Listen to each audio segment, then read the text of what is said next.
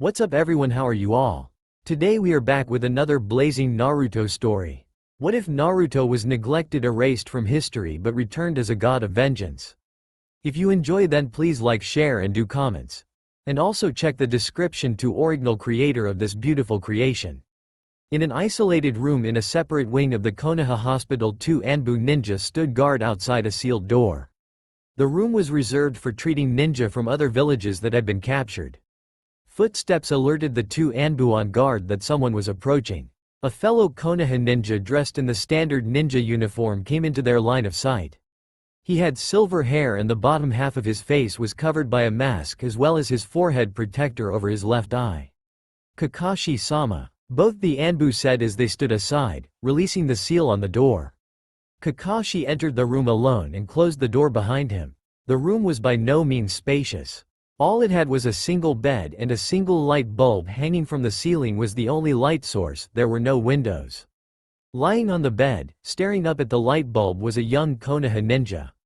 He was dressed in all white, a sign that he was a patient. With his hands atop his spiky hair, he sat up to look at the man who just entered the room. "Things aren't looking good, Sasuke," Kakashi admitted. The Uchiha just stared at him, not responding. "Naruto is in a coma and doesn't look like he is going to wake up anytime soon." Kakashi continued. "That idiot, if he only stayed in the village." Sasuke mumbled. "We both know that there would have been no force great enough in Konoha to stop him from going after you. His body isn't healing as fast it should," Kakashi explained. A pregnant silence developed between student and teacher, neither of them wanting to admit fault over the events that transpired recently. With his left hand trembling, the young Uchiha balled his hand into a fist. He clenched so hard his began to draw blood from his palm. After their brief talk, Kakashi exited the room and began walking towards the main wing of the hospital. Making his way to intensive care unit, he found the door he was looking for. A guilty look emanated from his one visible eye. Reaching anxiously for the door handle, he finally entered the room. This room was much bigger and looked like a proper hospital room. "Sakura?" he said. He was expecting to see a certain pink-haired genin watching over the patient, but she wasn't there. Lying unconscious on the bed under a heap of blankets was a spiky-haired blonde boy. His face had several bandages. Looking on, Kakashi could only imagine how severe his injuries were. Slowly he approached his bed, a burning sensation creeping across his body. Grabbing at the left side of his neck in pain, he stopped. A cloud of smoke materialized and Kakashi disappeared and Sasuke appeared. The Uchiha found a black substance beginning to spread across his body. Feeling himself being engulfed by rage, he stumbled away from the blonde boy. Trying to regain control, he felt a powerful hit connect with his gut. Falling on his knees, Sasuke began to cough up blood, as he spat out the crimson liquid. The rage as well as the black marking resided. Looking up from his ground position, he couldn't believe it. His friend who was supposed to be in coma was awake and standing over him. But something was off. Naruto was dressed in the same white hospital clothes as Sasuke, but the Uchiha could see something was wrong. Naruto's once blue eyes were now red with singles black slit like irises. "I could sense the hate in your heart," Naruto barked. "Just because you're still alive after our battle doesn't mean you can lecture me on anything," Sasuke retorted. "Our battle never finished," Naruto continued, his voice filled with something malevolent. "The loser thinks he can beat me," Sasuke rebutted, this time activating his fully developed Sharingan. After the Uchiha picked himself up, a staring contest between the Sasuke's Sharingan and Naruto's Nine Tails eyes began. With his hand on his gut, Sasuke stepped forward until he was nose to nose with Naruto. Using his superior speed and the fact Naruto was injured, Sasuke disappeared and reappeared behind Naruto. He used his left arm to put the blonde ninja in a headlock. The Uchiha heir used the knuckles of his right hand to press against the back of Naruto's head in back and forth motion. "This isn't funny," Naruto screamed as he struggled against Sasuke. His eyes were back to their natural shade of blue. Releasing the blonde from his grip, Sasuke jumped onto the hospital bed.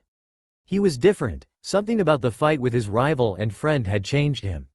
Instead of the usual depressed look, he was smiling. "It's good to see this, Sasuke. It's been a long time since he was around," Naruto commented as he tried to stretch his aching back. "Don't hurt yourself, kid. Tomorrow at noon. Meet on the roof." We're going to finish the battle that Kakashi stopped, Sasuke said, jumping off the bed and walking to the door. Unlike the last time Sasuke made this challenge, his voice was calm. It wasn't filled with spite, jealousy or hatred. Don't forget your forehead protector. Naruto laughed, pointing to his forehead on to realize his was missing. The hyperactive ninja began to frantically search around the room for the forehead protector that his sensei had given to him when he was made a genin. With a small laugh, Sasuke left the room satisfied that his teammate had survived the battle. When the slammed shut, Naruto cast a hand seal and yelled, "Shadow Clone Jutsu." 3 exact copies of himself appeared next to him, a puff of smoke. With 4 people helping the search, they tore the hospital room apart searching for his cherished possession. When the entire room was wrecked, the door crept open. Standing in the doorway was an attractive blonde woman. She wore a green robe with the kanji for gamble written in black on the back, inside a red circle. Underneath she wore a gray, kimono-style blouse with no sleeves, held closed by a broad, dark bluish-gray obi that matches her pants. Her blouse was closed quite low, revealing her ample cleavage. A look of sheer joy plastered her face as she saw the young blonde ninja running around the room. The look of joy was soon replaced by one of annoyance when she realized that he had torn apart the entire room. "I can explain," he said as his shadow clones turned to smoke. The older woman didn't respond. Instead, she just embraced him, a hug that crushed him. "You're supposed to be resting," she cried softly. In a small, dimly lit room, 3 elderly people were gathering. The first was an old man with a cane. He had black shaggy hair, and his right eye was bandaged. He had an X-shaped scar on his chin. It was a very old scar because there are signs of it healing over time. He wore a white shirt, with a brown robe over top of it covering from his feet to just over his right shoulder. The second was another old man. He had gray hair, a beard and glasses. It was unclear why, but he had a frown on his face. His entire body was covered by a grayish robe. The third was an old woman. Her hair was pulled back in a twin bun locked by a traditional Japanese hairpin with 2 pearls dangling off the side. She was wearing a simple long kimono, closed by an obi, a jacket and a sash over it. Danzo Shimura, codeword Hago no Kage, shadow of protection. The first man said. Homura Mitokado, codeword Fakona Piro, unhappy clown. The second man added. Kaharu Utatane, codeword Barindo Shinjitsu, blind truth. The woman said. A short silence followed before the leader of the 3 spoke up. "Good, now that we've confirmed that we are who we say we are, the meeting can begin," Danzo announced softly. "What is the meaning of this?" Kaharu asked, a bit ticked off. "I believe this has to do with the 9 tails," Homura theorized. "Nothing gets past you. I read Sasuke's and Naruto's versions of the events that transpired at Final Valley."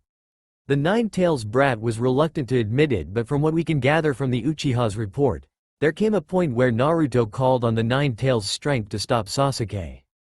Danzo explained. "That is indeed troubling." Kaharu noted, nodding her head.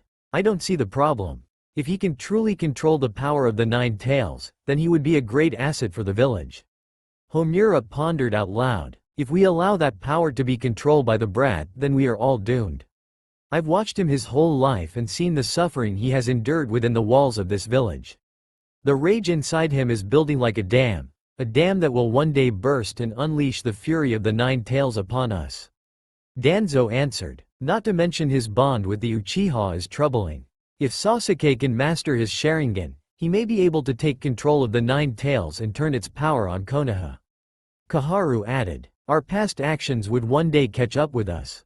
That is the nature of karma," Homura commented as he dropped his head in shame. "The past will stay in the past. I have a plan to rid us of the brat and obtain the perfect weapon," Danzo said with an evil grin over his normally emotionless face. On top of the hospital roof waited a young blonde boy. He was wearing an orange tracksuit. The tracksuit had blue areas on the upper shoulders as well as around the waist and a white swirl with a tassel on the left side. The tracksuit had a red swirl on the back of the jacket, a large white collar, orange pants, blue sandals. He had on a blue forehead protector that was given to him by his sensei. As he paced around, another young boy appeared. He had spiky black hair. He was wearing a blue, short-sleeved shirt with a raised collar and the Uchiha crest on the back and white arm warmers with white shorts and black sandals. I see you didn't chicken out, Naruto. Sasuke taunted as he tied on his forehead protector. I can't let you go walking around the village thinking you beat me, the next Hokage. Naruto said, pointing to himself with his thumb. I owe you one for this. Sasuke said as he pointed to the deep scratch across his forehead protector. You can try, but I doubt you will. Naruto smirked. Let's make this fair. This will be just a plain taijutsu battle. We'll just do the talking with our fists. According to Kakashi, you're in no condition to be casting any jutsus. Sasuke laughed. I won't use my Sharingan. Before you said that you had a chance of beating me, but now you don't. Naruto said before rushing at Sasuke. Throwing a right punch, Naruto completely missed because he was off balance. He had still not fully recovered, was suffering from pain in his legs. Sasuke grabbed Naruto's right arm and locked it in an armbar. I guess once a clown always a clown. Sasuke laughed. I'll show you who the clown is. Naruto said as he broke free with sheer strength. Sasuke jumped away before charging in and attempting low sweep. Naruto back-flipped away but ended up landing on his head. You're too beat up to fight. Sasuke muttered as he walked over to help Naruto up. As Sasuke picked up the blonde ninja, he sensed something incoming. Quickly he tossed Naruto aside, saving him from being hit by 3 medical needles. The needles embedded themselves in the concrete on impact. Naruto and Sasuke both realized that they were surrounded. There were 10 people, all wearing porcelain animal masks that concealed their identities. The rest of their bodies were covered by black cloaks. These weren't ordinary Anbu. Naruto and Sasuke could tell they were in trouble. The Uchiha activated his Sharingan when he released Naruto wouldn't be able to fight at his best. One of the 10 mystery ninja appeared in front of them holding a scroll. Sasuke stared at the scroll, unsure of what the person was planning. Naruto gathered up his chakra as he prepared to call upon his shadow clone technique. His attention was broken by the sound of Sasuke falling over. Naruto's eyes grew wide as he saw 2 needles in the back of Sasuke's neck. The man with scroll was a diversion. Naruto's eyes changed from blue to red as he felt the 9 tails take control. Then he blacked out. Wake up, you idiot. Naruto opened his eyes to see Sasuke clutching the back of his neck. They were still on the roof and the 10 strangers were all unconscious. I don't know how you did it, but you did. Sasuke said as he extended his free hand to help Naruto up. Are they? Naruto asked, unsure if he wanted the answer. Don't worry, you idiot. They're alive. We need to get out of her now. Sasuke said as he jumped off the roof to another building, followed by Naruto. Lady Hokage. Kaharu screamed as she burst into the Hokage office.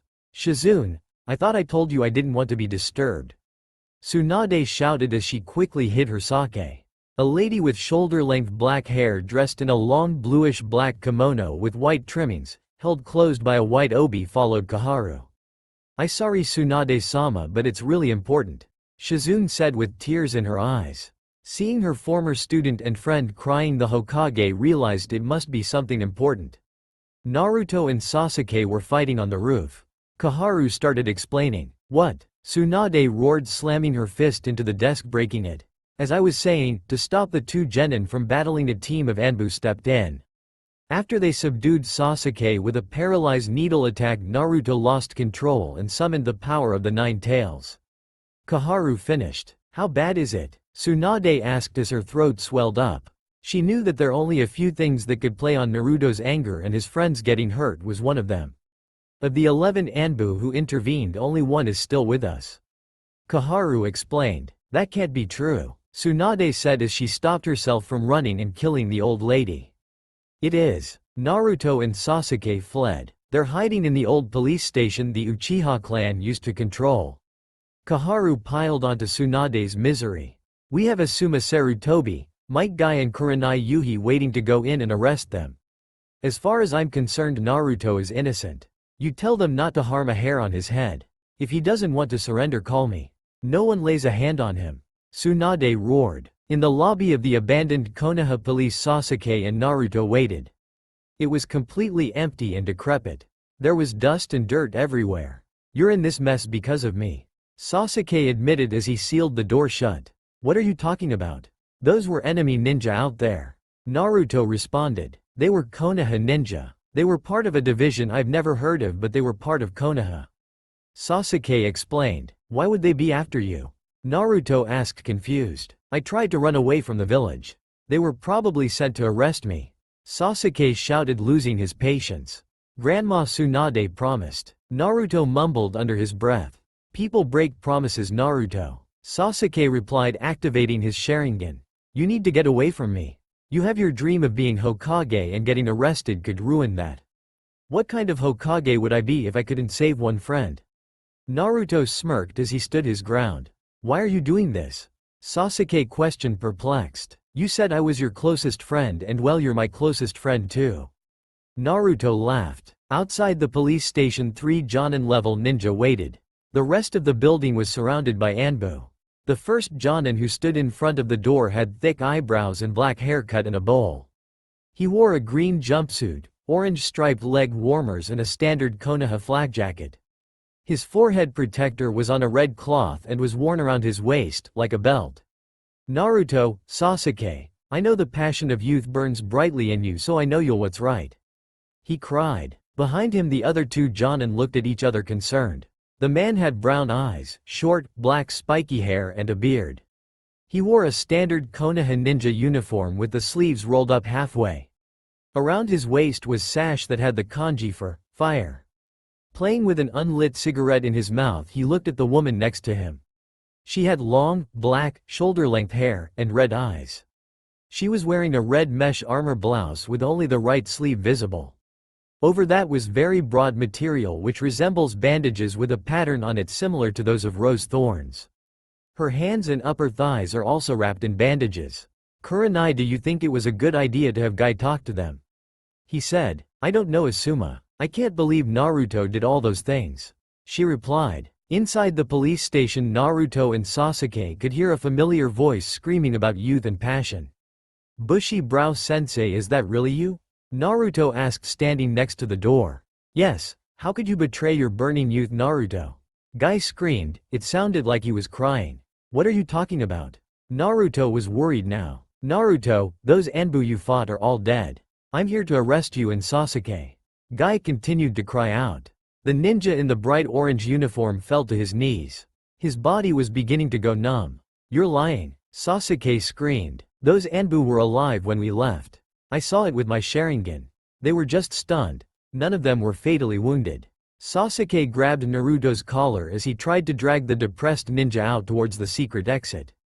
The Uchiha found it hard as Naruto was practically dead weight. Just as they were at the secret escape route, they heard someone shout. Dynamic entry. Guy burst through the door, breaking Sasuke's weak seal. With Naruto in a state of shock, Sasuke took up a defensive position in front of his friend. As he prepared to take on the Jonin before him, the walls to the lobby exploded and the room filled with Anbu. The Anbu were dressed exactly the same as the people who attacked them on the roof. The Anbu began throwing chains at Sasuke. Using his Sharingan, he avoided all the chains until he was hit with a swift upper kick that launched him into the air, leaving him in a vulnerable aerial position where the chain easily wrapped around him. The chains began to cut off his chakra, deactivating his Sharingan. After Sasuke was captured, Anbu proceeded to wrap Naruto in similar chains. Naruto, activate your power now. Use your red cloak power. Sasuke screamed as he struggled against chain that was being tightened by the Anbu. Naruto's mind had suffered a sudden breakdown and he couldn't respond to the outside world. 2 days after Naruto and Sasuke were arrested. In a large well-lit room, several of the top officials in Konoha gathered. There were 3 tables, all focused around 2 empty seats. The tables were on raised platforms looking down at the seats. Sitting in the middle of the biggest table looking directly at the empty seats was the Hokage, Tsunade. Sitting next to her was the Konoha Council, Homura Mitokado and Kaharu Utatane, as well as her assistant Shizune. In the table to the left of the Hokage were Danzo Shimura and a team of Anbu Root. Seated at the table to the right of Tsunade were Asuma Sarutobi, Shikaku Nara, Choza Akamichi, Inoichi Yamanaka and Hiyashi Hyuga. The door to the room slowly opened and Naruto and Sasuke were escorted into the room. They both had their legs shackled and were wearing straitjackets that had a chakra-suppressing seal. They were forced to sit in the 2 empty seats in front of everyone. Naruto stared at the ground blankly as Sasuke glared menacingly at everyone. Naruto Uzumaki, you are being charged with 10 counts of murder of Konoha Anbu and 1 count of attempted murder. Sasuke Uchiha, you are being charged with treason and facilitating murder. Kaharu read the charges as she rose from her seat. How do you plead? We're both innocent, Sasuke shouted, knowing that Naruto was still mentally blocked. Kaharu took her seat and Danzo rose. It will be my job to present the evidence and the job of the Jonin elite to decide on a verdict, he said as he motioned to the table across his. Asuma tried to light a cigarette as Danzo pointed at him, but Shikaku stopped him. Sasuke Uchiha, in your own words, tell us what happened on the roof of the hospital after you and Naruto Uzumaki fought. Danzo turned the attention to Sasuke. The previous day, Sasuke struggled as he fought against the straitjacket in his small prison cell. Laying on the bed trying to break free, he struggled to call upon his curse seal. Realizing it was hopeless, he still continued to struggle. Poor Sasuke. A voice from outside the prison cell called out. Sasuke peered through the iron bars but saw nothing. Just listen, don't say anything. Do you want to know why Naruto is so strong? 12 years ago, a powerful creature known as the nine-tailed demon fox attacked the village, killing many people. To save the village, the fourth Hokage sacrificed his life to seal the demon inside the newborn Naruto Uzumaki. Now Naruto is the living embodiment of that demon. The demon supplies him his strength. If Naruto is found guilty, he will be executed and the nine-tailed demon fox will need a new host. You being an Uchiha would be perfect. If you gave a testimony convicting Naruto, it'll go a long way in giving you the strength to kill Itachi. We were on the roof when we were attacked. Anbu failed to identify themselves. Naruto fought them off and we left them there alive and well. None of them were dying. Sasuke shouted, ignoring his memory. Danzo flinched at the statement but hid it quickly. Fine, lie to us. I have more than enough evidence. First we'll go with some character evidence on nine-tailed demon fox host. Danzo, you're forbidden to talk about that with Sasuke in the room. Tsunade shouted. Hokage-sama, the Uchiha boy, already knows about the demon fox. In his fight against Naruto he saw the demon manifest. Danzo explained. Tsunade wasn't happy and continued to glare at the head of Anbu Root. A member handed Danzo a file before handing out copies to everyone in the room except Sasuke and Naruto. This is a transcription of a conversation between Sakura Haruno and Ino Yamanaka. Danzo said coldly as he had an Anbu playback a recording. Sakura, a first female voice, cried. They arrested Sasuke. What on earth are you talking about, Ino? The second voice responded. My dad told me he was going to be part of a trial involving Naruto and Sasuke. If Naruto is involved, it must be his fault. He must have dragged Sasuke down with him. I don't know, didn't Sasuke try to run away from the village? Ino asked. But he came back and Hokage-sama said she would give him another chance. This is just like Naruto to do something irresponsible and get poor Sasuke involved. Sakura answered. You're probably right. Sasuke would never do anything to get himself arrested by Anbu. Naruto is reckless, immature, idiotic and undisciplined. That's what happens when you grow up without parents. He has no boundaries, he thinks he can do anything. Sakura, you can't say things like that. Why not? It's true. Everything I said about Naruto is true. Not that. I meant the parents thing. Sasuke grew up without parents. Sasuke is Sasuke. He is amazing, but now he's in jail. Ino cried. Don't cry, Ino. I'm sure the Hokage will sort things out. After all, she loves that fool Naruto. And when everyone sees that it's Naruto's fault, Hokage-sama will pardon them. Sakura tried comforting her friend. But how do you know it's Naruto's fault? I'm on the same team as him. It's always his fault. Danzo raised his hand signaling the Anbu to stop the recording. Tsunade cursed under her breath at her student. Homura and Kaharu both looked at each other, communicating solely through glances. I hate technology. Sasuke muttered. Is that all? Shikaku asked. You don't expect us to make a verdict based on two girls gossiping. This is just the beginning. Here we have a report written by the Jonin in charge of Team 7. Danzo said as he held up a file. A member of Root handed out copies of the file just like before. This report was based on his first opinion of the team a few days after meeting them. The Jonin elite as well as the Hokage and her council paged through the report reading what Kakashi had written about his team. Tsunade's grip tightened on the file as she read Naruto's review. Danzo cleared his throat as he prepared to read the review. Naruto Uzumaki. Naruto has a craving for acknowledgement. In order to feed this craving, Naruto pull pranks to get noticed. He smiles to mask the sadness of his lonely life. Due to the prejudice and loneliness he suffered in his childhood at the hands of the village, his emotional growth has been severely slowed. Tsunade cringed. She knew Danzo was painting the picture of a child who was too irresponsible to handle the power of the nine-tailed demon fox. Even as the Hokage, she couldn't pardon someone over the charge of murder. She believed that Naruto was innocent, but he wasn't talking. Something was wrong with him, he couldn't speak, and now Danzo was making him out to be something he wasn't and he couldn't respond. She prayed that Sasuke would be able to prove Naruto's innocence. After a brief pause, Danzo continued. Sasuke Uchiha. Sasuke appears cold, lonely, cynical and arrogant. Sasuke has both superiority and an inferiority complex, as he is unwilling to acknowledge when someone is stronger than him, but obsesses when he believes that they are. He has devoted his life to killing Itachi and in the process declared himself the clan avenger. Danzo, these are serious charges. These reports mean nothing. I want to hear from the surviving Anbu agent.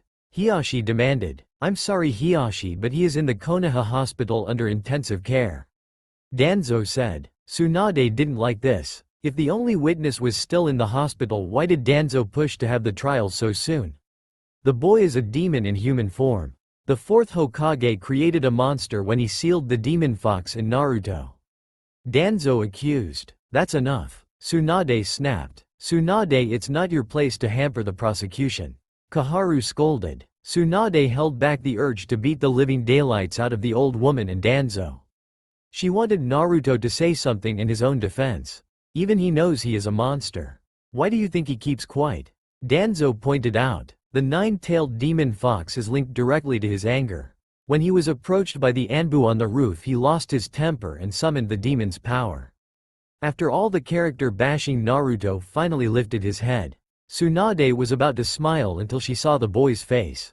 His blue eyes had become red and pupils became slit-shaped. Letting out a growl, he showed that his canine teeth grow longer and sharper and his blonde hair grew longer and spikier, as it stood on end. If you don't believe me, see for yourself. The boy is tapping into the power of the demon fox.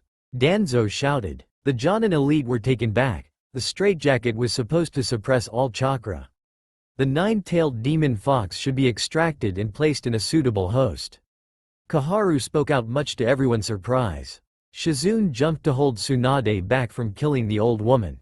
Extracting the nine tails will kill Naruto. Tsunade barked. A fitting punishment. A punishment that Uzumaki and Uchiha will share.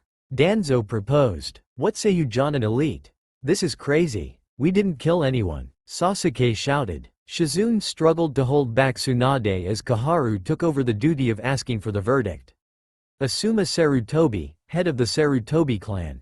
She asked. Lighting his cigarette, he paused before he spoke. Guilty. Shikaku Nara, head of the Nara clan. Just like his son, he mumbled about something being troublesome. Guilty. Choza Akamichi, head of the Akamichi clan. With his head bowed and heavy heart, and spoke. Guilty. Inoichi Yamanaka, head of the Yamanaka clan. Pulling out a small asphodel flower that symbolized regret, he spoke. Guilty. Hiashi Hyuga, head of the Hyuga clan. Guilty, was all he said. Tsunade was livid. This wasn't a trial, it was a witch hunt. She couldn't believe the Jonin elite had come up with that verdict. I didn't come back just to die. Sasuke screamed as black marks began spreading across his face. Seeing this, Danzo ordered a member of his Anbu to attack. Before the Anbu to hit Sasuke, he was blasted away by red chakra. Naruto's body was encased by bubbling chakra, taking on the shape of a one-tailed fox. Using the power of the demon fox, he burst free from the straitjacket. The back of Sasuke's straitjacket began to bulge as two hand-shaped wings tore the straitjacket open. With Sasuke taking his curse seal to level 2 and Naruto calling on the demon fox's power, the room filled with Anbu. Tsunade looked on in horror as the boy she thought of like her own blood was being treated like an animal. She wanted to say something, but she knew she wasn't looking at Naruto anymore. She was looking at the nine-tailed fox. Naruto held out his right hand and blue ball of spiraling chakra formed in it. Crouching his knees, Naruto jumped into the air and thrust his arm upwards, using his Rasengan to break through the roof and escape. Sasuke took off with his wings and followed Naruto. After them, Danzo screamed as the Anbu gave chase. Looking at the pile of paperwork stacked on her desk, a blonde woman in a green robe with the kanji for gamble on the back poured some sake. Looking at the small cup she had just poured, she decided to take a big sip straight from the bottle. Her assistant immediately screamed at her actions. She was used to her old friend acting that way whenever she had a drink. 8 years, 8 long years. She slurred her words as the alcohol took effect. Shizune knew what the Hokage meant. She was there when it happened. It was the day Naruto was declared a missing nin.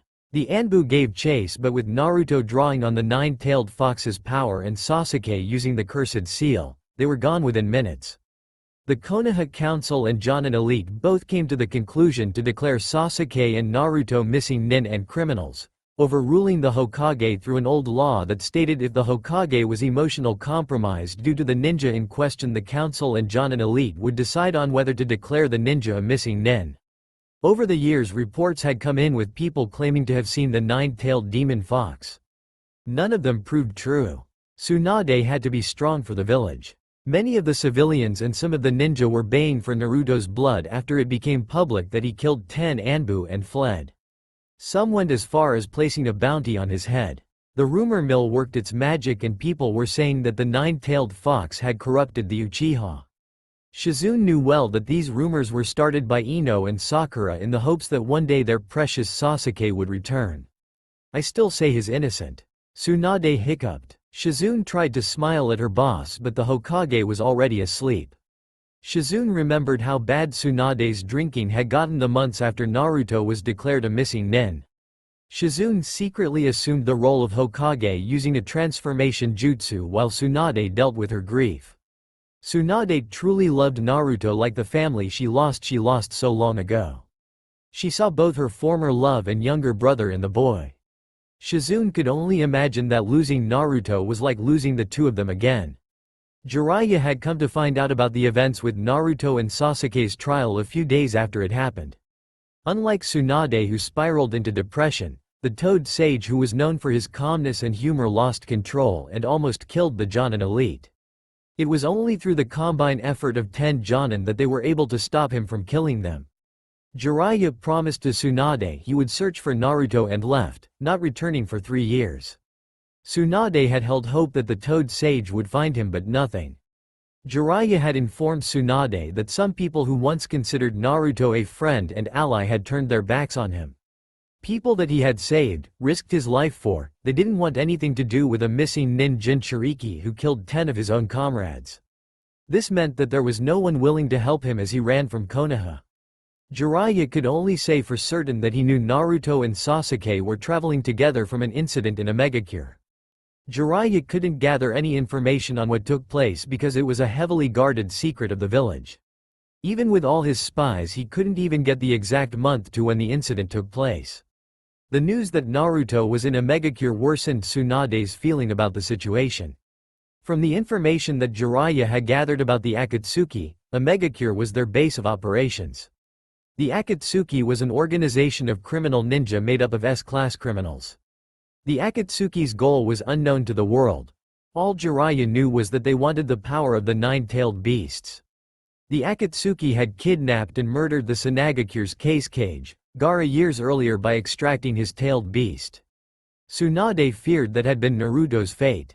8 years, and the only concrete thing they heard was that he was at the home of the organization that sought to kill him. Shizune looked over the Hokage. Years of drinking had done damage to her body. Shizune knew if Danzo found out about this, then he would make a play to become Hokage. The Hokage's young assistant did her best to make sure no one saw the Hokage at her worst. Shizune covered the Hokage with a blanket from her desk. Standing guard at the door, Shizune let out a deep sigh. Tomorrow she would have to transform into Tsunade while issuing the new Team Kakashi with their mission. Clutching her fist tightly, she dreading seeing that team. She had nothing against Kakashi personally, but she couldn't stand 2 members of that team. Those 2 were once her sibling disciples. It was morning in Konoha, and Tsunade, rather Shizune transformed into the Hokage, sat at the main desk in the Hokage's office. Kakashi was already in the room waiting for his team to arrive. He was dressed in the same Jonin uniform that he always used. There were times that Shizune had considered asking Kakashi to step in as Hokage when Tsunade was at her worst, but she always remembered that Danzo would never allow. Danzo would use the copy ninja's reaction to events of 8 years ago as a reason why Kakashi should not be Hokage. His reaction was just like Jiraiya's to news that the Jonin elite had found Naruto guilty of a crime he couldn't have possibly committed in such a farce of a trial. Unlike the Toad Sage, Kakashi gave his fellow ninja a chance to explain themselves. It was when Hiashi called Naruto a beast that Kakashi lost the cool he was famous for. A battle between Sharingan and Byakugan broke out. If Guy hadn't stepped in when he did, the Hyuga clan would have been looking for a new head. The doors opened and the second member of the team entered. He wore a flak jacket over a black long-sleeved shirt with matching pants and sandals. His long jet black hair was tied in a spiky ponytail. Upon entering the room, he mumbled about something being a drag. To call him Shikamaru Nara would be a mistake. These days he was just Shikamaru. He had been stricken of the clan role a month after the Naruto and Sasuke trial. During Jiraiya's attack on his father, Shikamaru didn't intervene. When questioned about it later, he answered by saying that Naruto was innocent and his father had made a mistake. After urging from the Konoha Council, he was removed from the clan so that he wouldn't become part of the Jonin elite. Shizune had grown to respect Shikamaru, and so had Tsunade. He was one of the few people in Konoha who truly believed Naruto was innocent. After hearing how Sasuke defended Naruto, Shikamaru changed his opinion about the Uchiha and fought against the Konoha Council, declaring them missing nin. The former Nara was one of Tsunade's most trusted advisors and one of few who knew of Shizune's transformations. Kakashi and Shikamaru both greeted each other before they turned to the door. Two women entered into the room. The first had her long blonde hair in a ponytail with bangs covering the right side of her face. She wore a short, purple, sleeveless blouse with an open purple apron skirt over a shorter, black skirt, with short fishnet shorts underneath. The second had bright pink hair. She wore a simple red top, with black gloves, black boots, black shorts and a short gray apron skirt. Sakura Haruno and Ino Yamanaka, the two were Jonin-level medics. During the months after Sasuke and Naruto were declared missing nin, the two of them launched a campaign to drop Sasuke's classification as a missing nin by shifting the sole blame to Naruto. They went around the village gathering support for Sasuke and developing hatred towards Naruto. These actions would be the downfall of the Konoha 10. Shikamaru opposed the way the girls were making Naruto out to be the bad guy. Shikamaru was joined by Shino Aburame, Hinata Hyuga, Rock Lee and Neji Hyuga. They all believed Naruto was innocent. To Shikamaru's shock and disappointment, his best friend Choji Akamichi sided with Ino because he had a crush on her and didn't want to go against his father's decision. Kiba Inuzuka and Tenten also sided with Ino and Sakura. Kiba reasons were similar to that of Choji. After Naruto was declared a missing nin, Hinata confessed that she was in love with Naruto. This broke Kiba's heart. He didn't want Naruto back in the village because he wanted Hinata. Tenten joined for the exact same reasons as Ino and Sakura. She was a Sasuke fangirl. Shikamaru refused to make eye contact with the two medics. Shizune knew that there would be tension in this team, but only they could carry out the mission at hand. Ahem. Shizune as Tsunade said to get the attention of the four Jonin. A joint task force consisting of Tamari of Suna and Anko of our own village was sent to the Land of Waves to help establish a ninja school 6 months ago. Tamari has taken ill 2 weeks ago and the task force's mission has been postponed. Your mission is to meet up with the team from Suna and then bring Anko back home. Shikamaru just yawned. Your fiancé has been sick for 2 weeks and that's how you act. You don't deserve someone like that. Ino snapped at her former teammate. You will be meeting up with Kankuro and Baki on the Great Naruto Bridge. Tsunade continued ignoring the bickering. They're only sending 2 Jonin-level ninja. Kakashi blurted out, a bit shocked. The village never really recovered from the death of Gaara. Shikamaru added. After the Akatsuki killed the Case Cage, the village lost a lot of its ninja. Some ran, some quit, and some died trying to avenge Gaara. Kankuro and Baki are two very capable ninja. Kakashi noted, trying to make up for his earlier comment. Sakura and Ino, you're to provide medical treatment to Tamari before bringing Anko home. Tsunade said as she dismissed the team. Once everyone was out of the room, Shizune released the jutsu and leaned back in the Hokage's chair. She smiled as she looked around the office. She was starting to like being at the top of the village hierarchy. Shaking her head furiously, she tried to banish the thought from her head. At the village gate, Sakura and Ino waited for the two men of the team to join them. They were packed and ready to set off. The two of them had become the best of friends due to their common goal, one day bringing Sasuke back to Konoha. It was a foolish dream, but it was one they clung to. With Kiba, Tenten and Choji helping them, they thought they were closer than ever to getting back their beloved. The day Sasuke comes home will be the day we get married. Ino fantasized. Choji would be so disappointed if he heard that. Sakura teased. Ino remained silent before the two of them burst out laughing. It was their personal joke. They knew of the feelings Choji had for Ino, and they used those feelings to manipulate the poor ninja every chance they got. Ino kept him wrapped around her little finger, flirting with him and egging him on. She had no intention of actually pursuing a relationship with the future head of the Akamichi clan. To her, he was just the means to an end. As the two laughed as if they were young school girls gossiping, they were joined by Kakashi and Shikamaru, who were both prepared for the mission. After 8 years without a single sign, do you two still think Sasuke is alive? Shikamaru asked, trying to play on the nerves of the girls.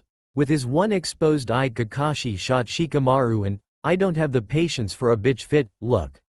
How dare you say something like that?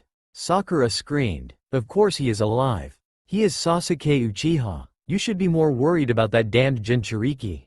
Ino added. That's where I don't get you broads. During the trial, Sasuke defended Naruto. Your great hero. Sasuke believed that his best friend Naruto was innocent.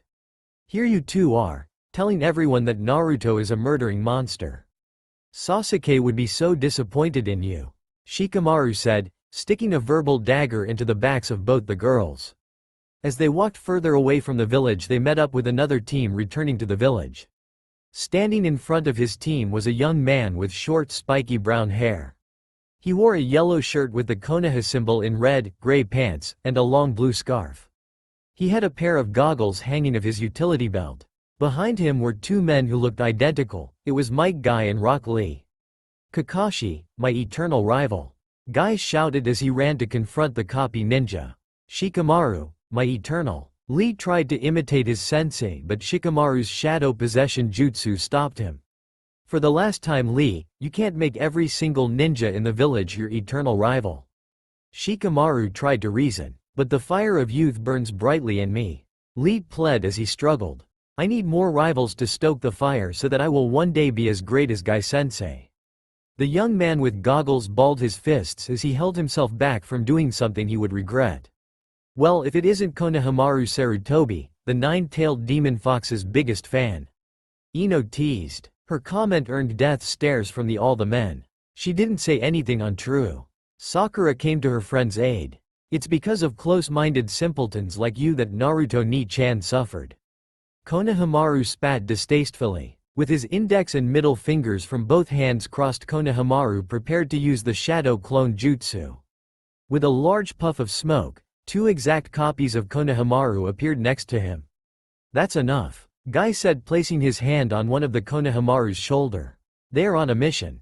Guy-sensei, that's not me, Konohamaru said as the clone burst into smoke, leaving Guy red-faced.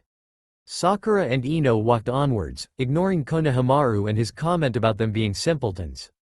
Bowing towards the returning ninja, Kakashi and Shikamaru set off after the girls. After walking for a few miles, Sakura broke the silence. Can you believe the nerve of that kid? He thought he could take us on with a couple of shadow clones. We've been Jonin for close to 3 full years. He just got promoted to the rank and thinks he can run with us.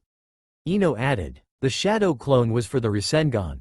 Kakashi spoke up, shocking both the girls. Where did the brat learn such a powerful technique? Sakura asked. I showed him, Kakashi admitted. Kakashi, that's so irresponsible, teaching a jutsu so powerful to someone like him.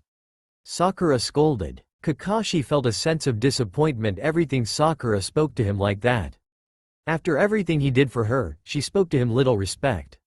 She had stopped calling him sensei the day she became a chunin.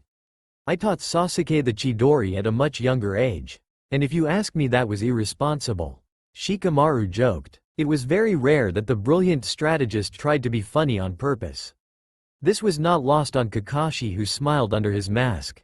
You're just jealous because you'll never be half the man Sasuke is. Ino shot. Shikamaru had given up on talking sense to these girls. They had this delusion of the person Sasuke was. It was nowhere near the real person who stuck by Naruto's innocence till the end. It's been so long since I've been to the Great Naruto Bridge, Kakashi said, trying to diffuse any possible argument. His mind drifted back to the days after Naruto and Sasuke fled Konoha. A day after the fight with Hiashi, the Sharingan warrior stationed himself at the bridge hoping to find his students. He waited there for 2 weeks. It was after 2 weeks that he was forced back to the village by Shizune. Kakashi's trip down memory lane was disturbed by Sakura's harsh tone. I can't believe they haven't renamed that bridge. It must be bad for business to have a monument like that named after someone like Naruto. Shikamaru ignored the last comment because he was so focused on Ino. His mind began to replay the events of the day the legendary Ino-Shika-Cho trio disbanded. It had been 3 months since Sasuke and Naruto were declared missing nin. After the initial heartbreak, Sakura and Ino decided that they would do something to get their love back. With her father's, who was part of the Jonin elite, help, Ino found a loophole in the law of the missing nin classification. If a vast majority of the village, over 75% of the population, felt the ninja in question was acting for the good of the village, the Jonin elite could revoke the missing nin classification. It was with this knowledge that Sakura and Ino commenced their plan to drop Sasuke's classification as a missing nin by shifting the sole blame to Naruto. The first step of their plan was to convince the Konoha 10 to support them. Outside the first gate of the Forest of Death was the place Ino and Sakura instructed the rest of the Konoha 10 to meet them. Shikamaru was the first person there. He wore a green-lined mesh t-shirt under a short-sleeved gray jacket with brown pants and blue sandals. Normally he would use a flak jacket, but he didn't feel like it this day. Shikamaru was joined by Hinata and Neji. Hinata had her blue hair in a short, leveled hime-cut style just above her forehead, with chin-length strands framing her face. She wore a cream-colored hooded jacket with navy blue pants. Neji wore a khaki shirt and dark brown shorts. He also had bandages wrapped around his right arm, chest and right leg. The sound of a person shouting about youth was followed by the appearance of Lee and Tenten. Lee's hair was cut into the same bowl cut style as Guy, and he also wore the same attire, a green jumpsuit, orange leg warmers and his red forehead protector as a belt. Next to him, Tenten tried to calm him down. Her hair was combed into Chinese-style buns on either side of her head. She wore a pink sleeveless blouse and dark green pants. Soon they were joined by the 2 males from Hinata's team. Kiba wore dark grayish pants reaching to his calves and a gray, hooded fur-lined coat, with the hood placed on his head. On top of the hood was a small white dog. Shino wore dark sunglasses and a sea green jacket with a high, upturned collar that covered the bottom of his face. Finally, the last 3 members of the Konoha 10 arrived. Ino wore a short purple vest-like blouse with a raised collar, a skirt that was cut off on the sides and bandage on her stomach and legs. Sakura was dressed in a red kipao dress with tight dark green shorts. Running up behind the girls was poor Choji. He wore brown shorts, a long white scarf, and a short-sleeved green jacket over a white shirt. Now that everyone was there, Ino and Sakura decided to begin the meeting. I'm just going to say it. Sasuke being declared a missing nin is just wrong. Ino announced. Just Sasuke? Neji asked, a bit curious. What about Naruto? Hinata chimed in shyly. What about that idiot? The incident at the trial was his fault. He killed those Anbu because he couldn't control the demon inside him. Sakura answered. I don't believe it. Everything about that trial was suspicious. Shikamaru admitted. Talk like that is the reason you were kicked out of your clan. Kiba barked. It's not our place to talk about the Nara clan's business. Shino tried to apologize for his friend. I agree with Shikamaru. The passion of youth burns brightly in Naruto and Sasuke, that's why I know they are innocent. Lee shouted. You can't use the passion of youth as an excuse for everything. I didn't want to believe Naruto did it, but all the evidence was against him. Tenten said, slapping the back of Lee's head. Guys, this whole thing makes no sense to me. We have to come up with a plan before Sasuke and Naruto are hunted down. Choji spoke up. Choji, you agree with me, right? Ino asked as she stepped closer to the boy. Leaning against him, she pouted her lips and stared at him pleadingly. Naruto is the criminal and he forced Sasuke to go with him. Sakura maintained. This whole thing is Sasuke's fault. If he hadn't run away, none of this would have happened. So if you're blaming anyone, blame Sasuke. Neji boomed, his voice filled with distaste. Neji is right. The Sasuke retrieval squad risked their lives to bring him back, although if I had been part of the squad, no one would have had to risk their life. Shino added. He still wasn't over it. Are you ever going to let it go? Kiba complained. You were on a mission, nothing could be done. Please don't argue. Hinata pled. I've had it with the shy schoolgirl routine. It's getting really old. Sakura scoffed. What do you mean? Hinata whimpered slightly. It was cute in the academy, but it just seems like you're trying to hog all the attention. Sakura continued. Sakura, that was uncalled for. If anything, you're the drama queen who strives for attention. Shikamaru pointed out. You can't talk to my best friend like that. Ino shouted. Tension was filling in the air. A fight could easily erupt if anyone said anything out of place. Rock Lee held back the urge to try and start a brawl. Shino readied the insects in his body. Kiba held a pair of food pills in his closed fist. Neji had activated his Byakugan. Violence isn't going to solve anything amongst comrades. Shikamaru said. You're right, we should explain our plan. Sakura agreed. There's an old law that says if a ninja is declared a missing nin and 75% of the village's population feel that the ninja has acted for the good of the village, the Jonin elite could revoke his missing nin classification. Ino explained. How are we going to get so many people to believe in Naruto? Hinata asked. Forget about that idiot. Sakura snorted. The people already hate Naruto. We just say Sasuke was an innocent bystander caught in the wrath of the nine-tailed demon fox. I can't allow that. I won't allow you to go around telling people that Naruto is a monster. Shikamaru said as he walked away from the group. I'm with Shikamaru. I love Naruto and I believe he is innocent. Hinata confessed as she joined the Chunin. Naruto showed me that I could be free even with a curse mark. Neji reminisced as he joined his cousin. By the fire of youth I will stand by Naruto. Lee exclaimed as he jumped onto Neji's back, much to the chagrin of the Hyuga. You can easily judge the character of a man by how he treats those who can do nothing for him. Even after he was treated badly by everyone, he hated nobody from the village. Shino said, joining Shikamaru. Shikamaru looked anxiously at Choji as he expected his friend to join him. I don't think it's fair that Sasuke be blamed for Naruto's flaws. Ino squealed. Ino is right. Sasuke has the potential to be great ninja for the village where Naruto has the potential to be a great threat. Sakura commented coldly. My mother was called to investigate those Anbu corpses. Naruto's stench was all over them. Kiba barked as he held back his true feelings. I'm a rational person. If the evidence says he did, then, well, he did it. Tenten admitted. Choji stood between the stares of his best friend Shikamaru and his crush Ino.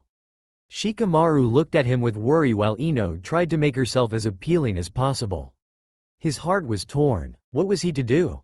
Giving Shikamaru one last defeated look, he stood next to Ino. I'm sorry, Shikamaru. My dad saw the demon in Naruto. I believe him. Choji apologized. Present day at the Great Naruto Bridge, two ninja waited.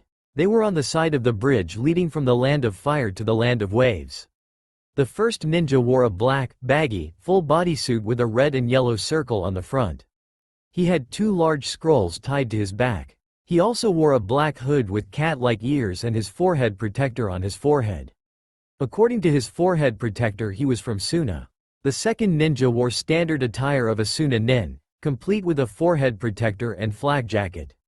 Only the right side of his face was visible, with the rest being covered by his turban-like headgear and a sheet hanging from it on the left side of his face. On his back was a katana. Kankuro-sama, I feel uneasy about this. The second ninja spoke up. It's okay, Baki. The Konoha ninja should be here soon. The first ninja spoke up. I wouldn't be too sure of that. A mysterious deep voice announced. The two Suna ninja spun around looking for the source of the voice. They found it in the form of a man standing on the bridge. He wasn't there a few seconds ago when they checked the parameter. The man who spoke was looking down the bridge away from the two Suna ninja. The stranger was wearing a long, black cloak with a chin-high collar. On the back of his cloak was the kanji for truth. On his head was a conical straw hat. When he turned around, the Suna ninja couldn't see his face. Between the chin-high collar and low-tipped conical straw hat, his face was hidden. "Identify yourself," Kankuro shouted. Kankuro of Suna, Jonin-level ninja, brother of the former Case Cage. The stranger droned in an emotionless, monotone voice. "Bounty, 20 million ryo. You're a black market bounty hunter." Baki screamed as he drew his katana. "You seriously think you can take on the two of us?" Kankuro laughed as he grabbed the scrolls of his bag and unrolled them on the ground. Two large clouds of smoke appeared before revealing two puppets. The first puppet had 3 eyes, 4 arms, jagged teeth and spiky brown hair protruding from the top of its head and framing the sides of its head. Its body was covered by a tattered old cloth. The second puppet looked like a large wooden salamander. It had a large, strong shield on it. These puppets were called Crow and Salamander, the best puppets in terms of attack and defense. A slight chuckle could be heard from the stranger. His laughter made the two Suna ninja furious but remained calm. While Kankuro stayed focused on the target in front of him, Baki searched any other possible threats. Baki was weary of the foe. One thing he knew for sure was that the mysterious man was fast. The stranger dropped the left sleeve of his cloak down to the elbow to reveal his arm. Across the inside of his forearm were 7 circles. Inside each circle was a different kanji. Using his left hand, he lowered his chin-high collar just enough to reveal his mouth. Then he bit on his right thumb, drawing blood before bringing his collar back up. Using the blood from his thumb, he drew a line across the first circle tattoo on his left arm. This tattoo was just under his wrist. After completing the blood line across the circle, a cloud of smoke appeared. When the smoke dispersed, his sleeve was back the way it was originally and he held a large blade in his left hand. It was a massive broadsword that had 2 cutouts, a circle close to the top and a semicircular one nearer the handle.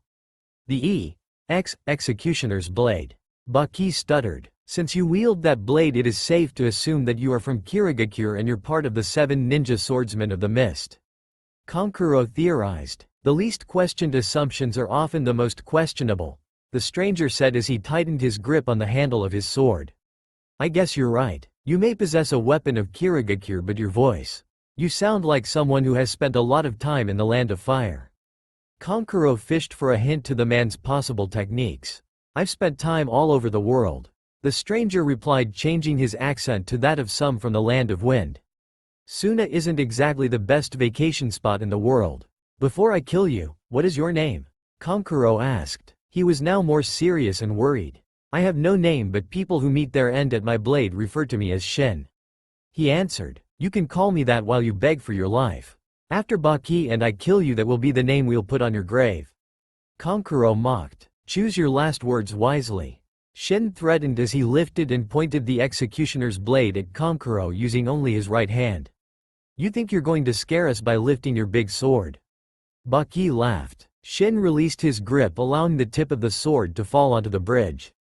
The blade slammed down, cracking the concrete. Team Kakashi approached the meeting point at the Great Naruto Bridge. All seemed calm from a distance until Kakashi picked up the scent of a recent battle. Signaling his team with his hands, the Konoha ninja charged towards the bridge with a greater speed. Getting closer, they could make out one lone figure that lay motionless on the ground. As they cautiously approached the body, Shikamaru quickly identified him as Baki, the Jonin from Suna.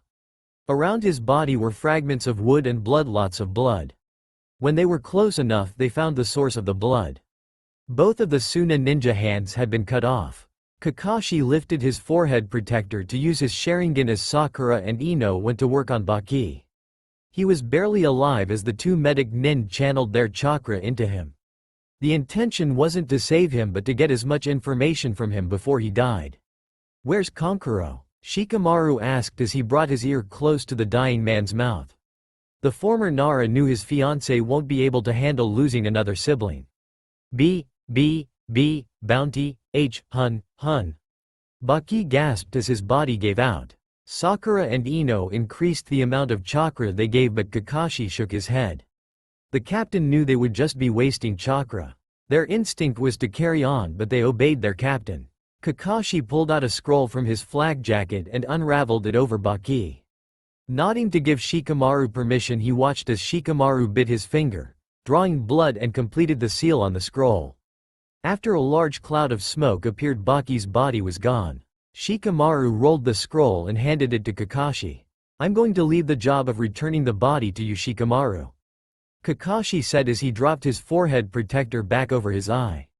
The four ninjas surveyed the area for clues to the type of ninja who could have done this. This had to have been an S-class bounty hunter. The battle was short. He took out Baki and captured Kankuro. Shikamaru noted as he ran his along a crack in the concrete of the bridge. There's no damage to the surrounding area. That means he is either really fast or really powerful. Sakura added her opinion. Or maybe he is both, Kakashi said as he examined the broken pieces of the puppets. He beat Crow and Salamander. We need to hurry to Tamari. If this guy came after Kankuro, he might go after her, Shikamaru shouted as he looked across the bridge. Kakashi gave the signal and all four ninja took off running across the deserted bridge as fast as they could. It was indeed suspicious as to why this bridge that was supposed to be the life of the wave country was empty. Kakashi took the lead and used a small blade to prick his thumb. The Jonin stopped and cast several hand seals and slammed his palm into the ground. Shikamaru, Sakura and Ino continued running. They knew what their captain was doing. After a puff of smoke, a small dog with a blue jacket and Konoha forehead protector appeared. "Pakun, I want you to go back to Konoha and tell them that the team from Suna has been killed and they should send another squad to the Land of Waves as soon as possible. We'll wait for the second squad before returning," Kakashi instructed the dog. The two then ran in opposite directions. Within a minute, Kakashi caught up with his team. "Why did you wait till we were on the bridge to summon Pakun and request assistance?" Ino asked as they ran. "Something about that place didn't feel right," Kakashi answered as he retook the lead. After that, the whole team picked up their pace. After half an hour of intense, Mike Guy-style running, they finally reached the central hospital in the Land of Waves. Thanks to the Great Naruto Bridge, increasing commerce and trade had brought more revenue to the Land of Waves. It was now very prosperous. It looked like a smaller version of Konoha, while it should have. The architects were inspired by Konoha in their designs. When they reached the hospital entrance, they were stopped by two familiar faces. The first was an old, gray-haired man with a mustache and a pair of glasses. He wore a sleeveless V-neck shirt with an obi pants, and he also carried a towel around his neck which he was using to wipe sweat of his forehead.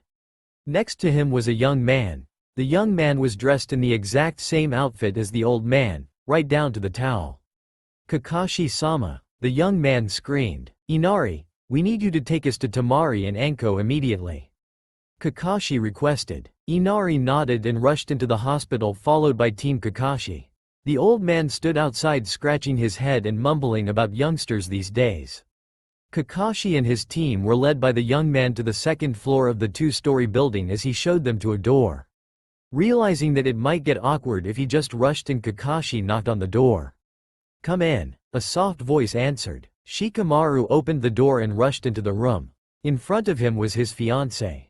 The Suna ninja was looking out the window. Against doctor's orders, she was out of bed and had changed into her uniform.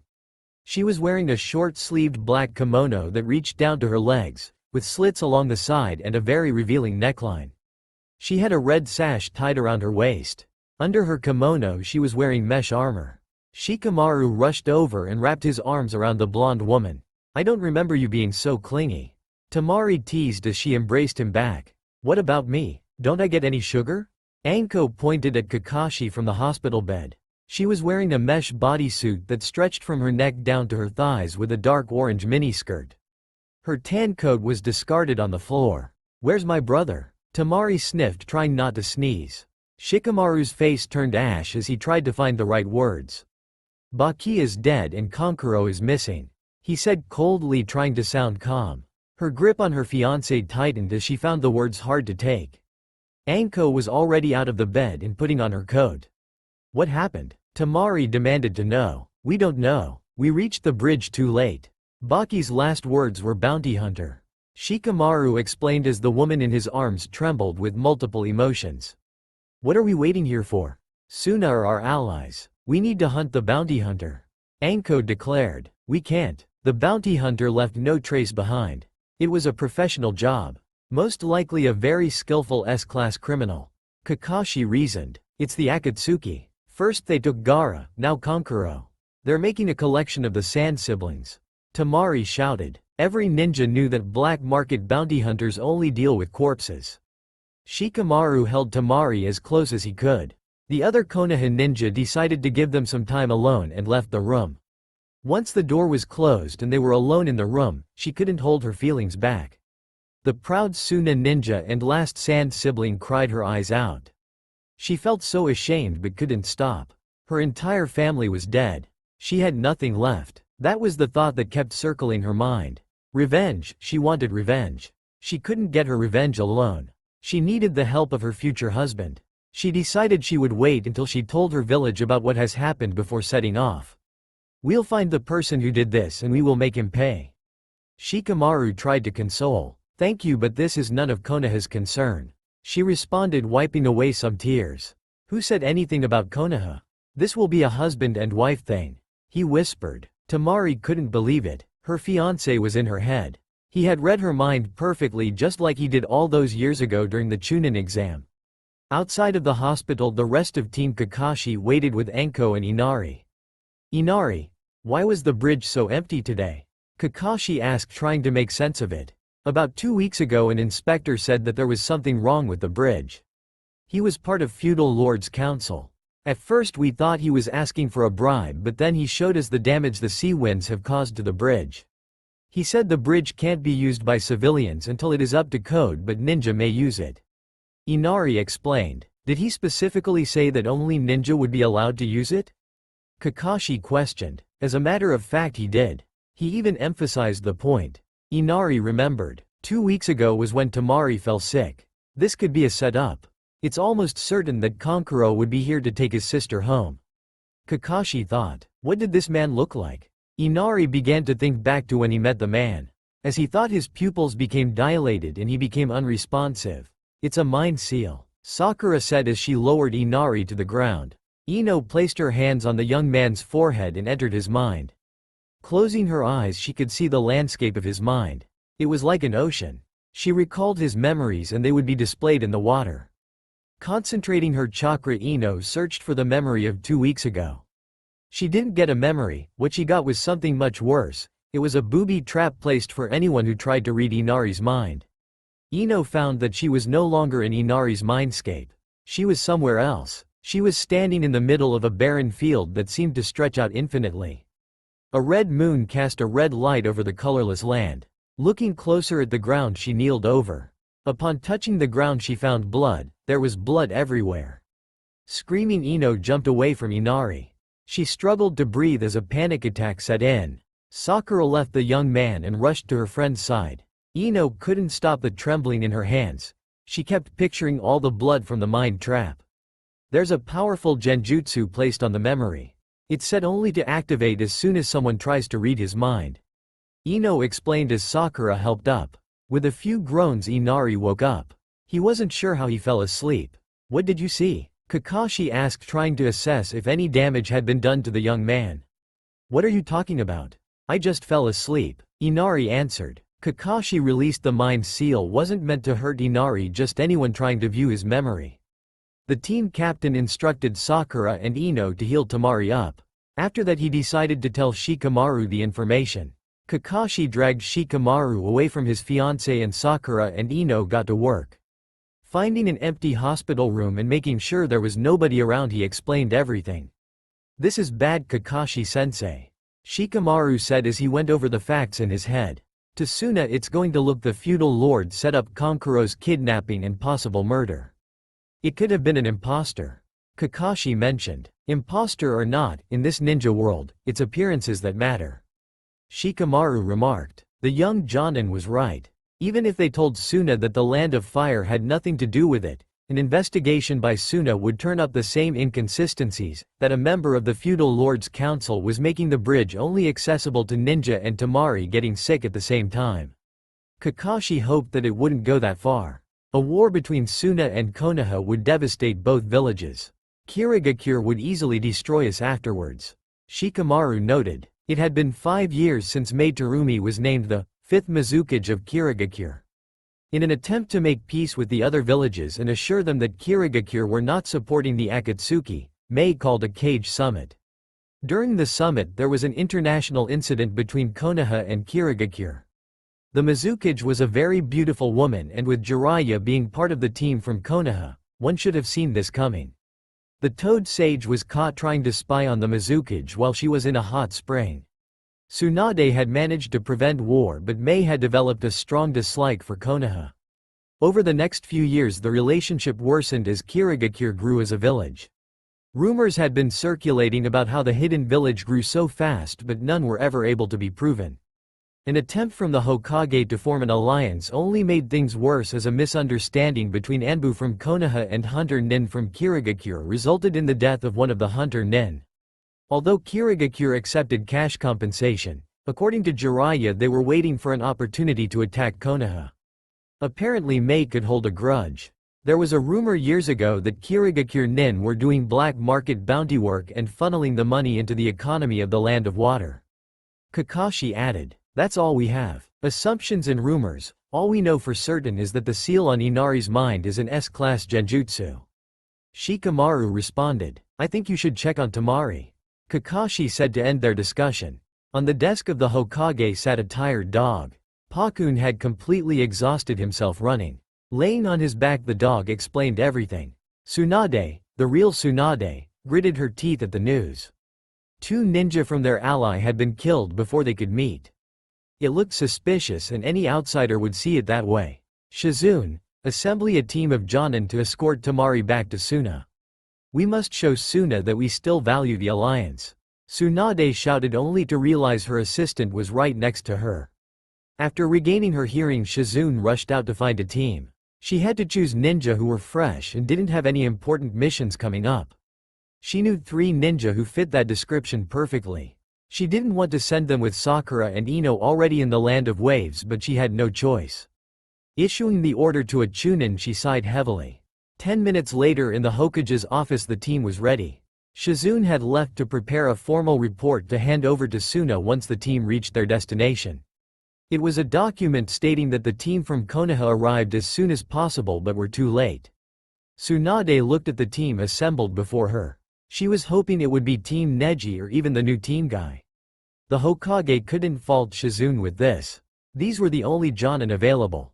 In her mind she was swearing repeatedly. Ignoring her own prejudice against them, she decided to issue them with the orders. The first member of the team had long, brown hair that reached to his waist. He wore a red suit with plated armor on his torso, arms, and upper legs. On the front of his chest armor was the kanji for food. The second member of the team was a woman with dark brown hair, which was worn in Chinese-style buns on either side of her head. She wore a long-sleeved white blouse with a high collar and puffy pants. The final member of the team had messy brown hair. He wore a leather form-fitting black jacket along with black pants and sandals. Choji, Tenten and Kiba. This mission is very important for maintaining our good relationship with Suna. Do you understand? Tsunade shouted to drill in the point. The 3 Jonin nodded to signal yes. Your mission is to travel to the Land of Waves. From there you will escort Tamari back to Suna. You will have to move out immediately. Tsunade explained the details of the mission. What happened? Shikamaru can't take care of his own wife. Kiba laughed. This is no joke. Tsunade barked. Move out now. The 3 Jonin shivered in fear before grabbing pre-packed bags from Shizune, who had just entered the room. Tenten, as captain, it'll be your responsibility to make sure the report in your bag makes to the case cage. Shizune instructed. You can count on me, Shizune-sama, Tenten said before running off. Once Team Tenten was gone, Shizune closed the door and took her position next to the Hokage. Sighing deeply, Tsunade looked out the window of her office. Shizune, do you enjoy being Hokage? Tsunade asked. Shizune screamed in her usual shocked voice. Tsunade-sama must have read my diary. I was thinking about how I was doing such a good job as a proxy Hokage I wanted to write about. Wait, if she read my diary then she would have seen all those poems I wrote about my favorite Jonin. Ah, she's definitely going to use it to embarrass me. Forget about embarrassing, she's going to kill me.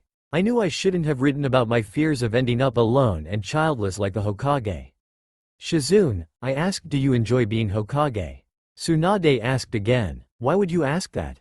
Shizune backstepped. I'm getting old. A new Hokage will have to be chosen soon. Tsunade admitted. What are you talking about? The third was much older than you.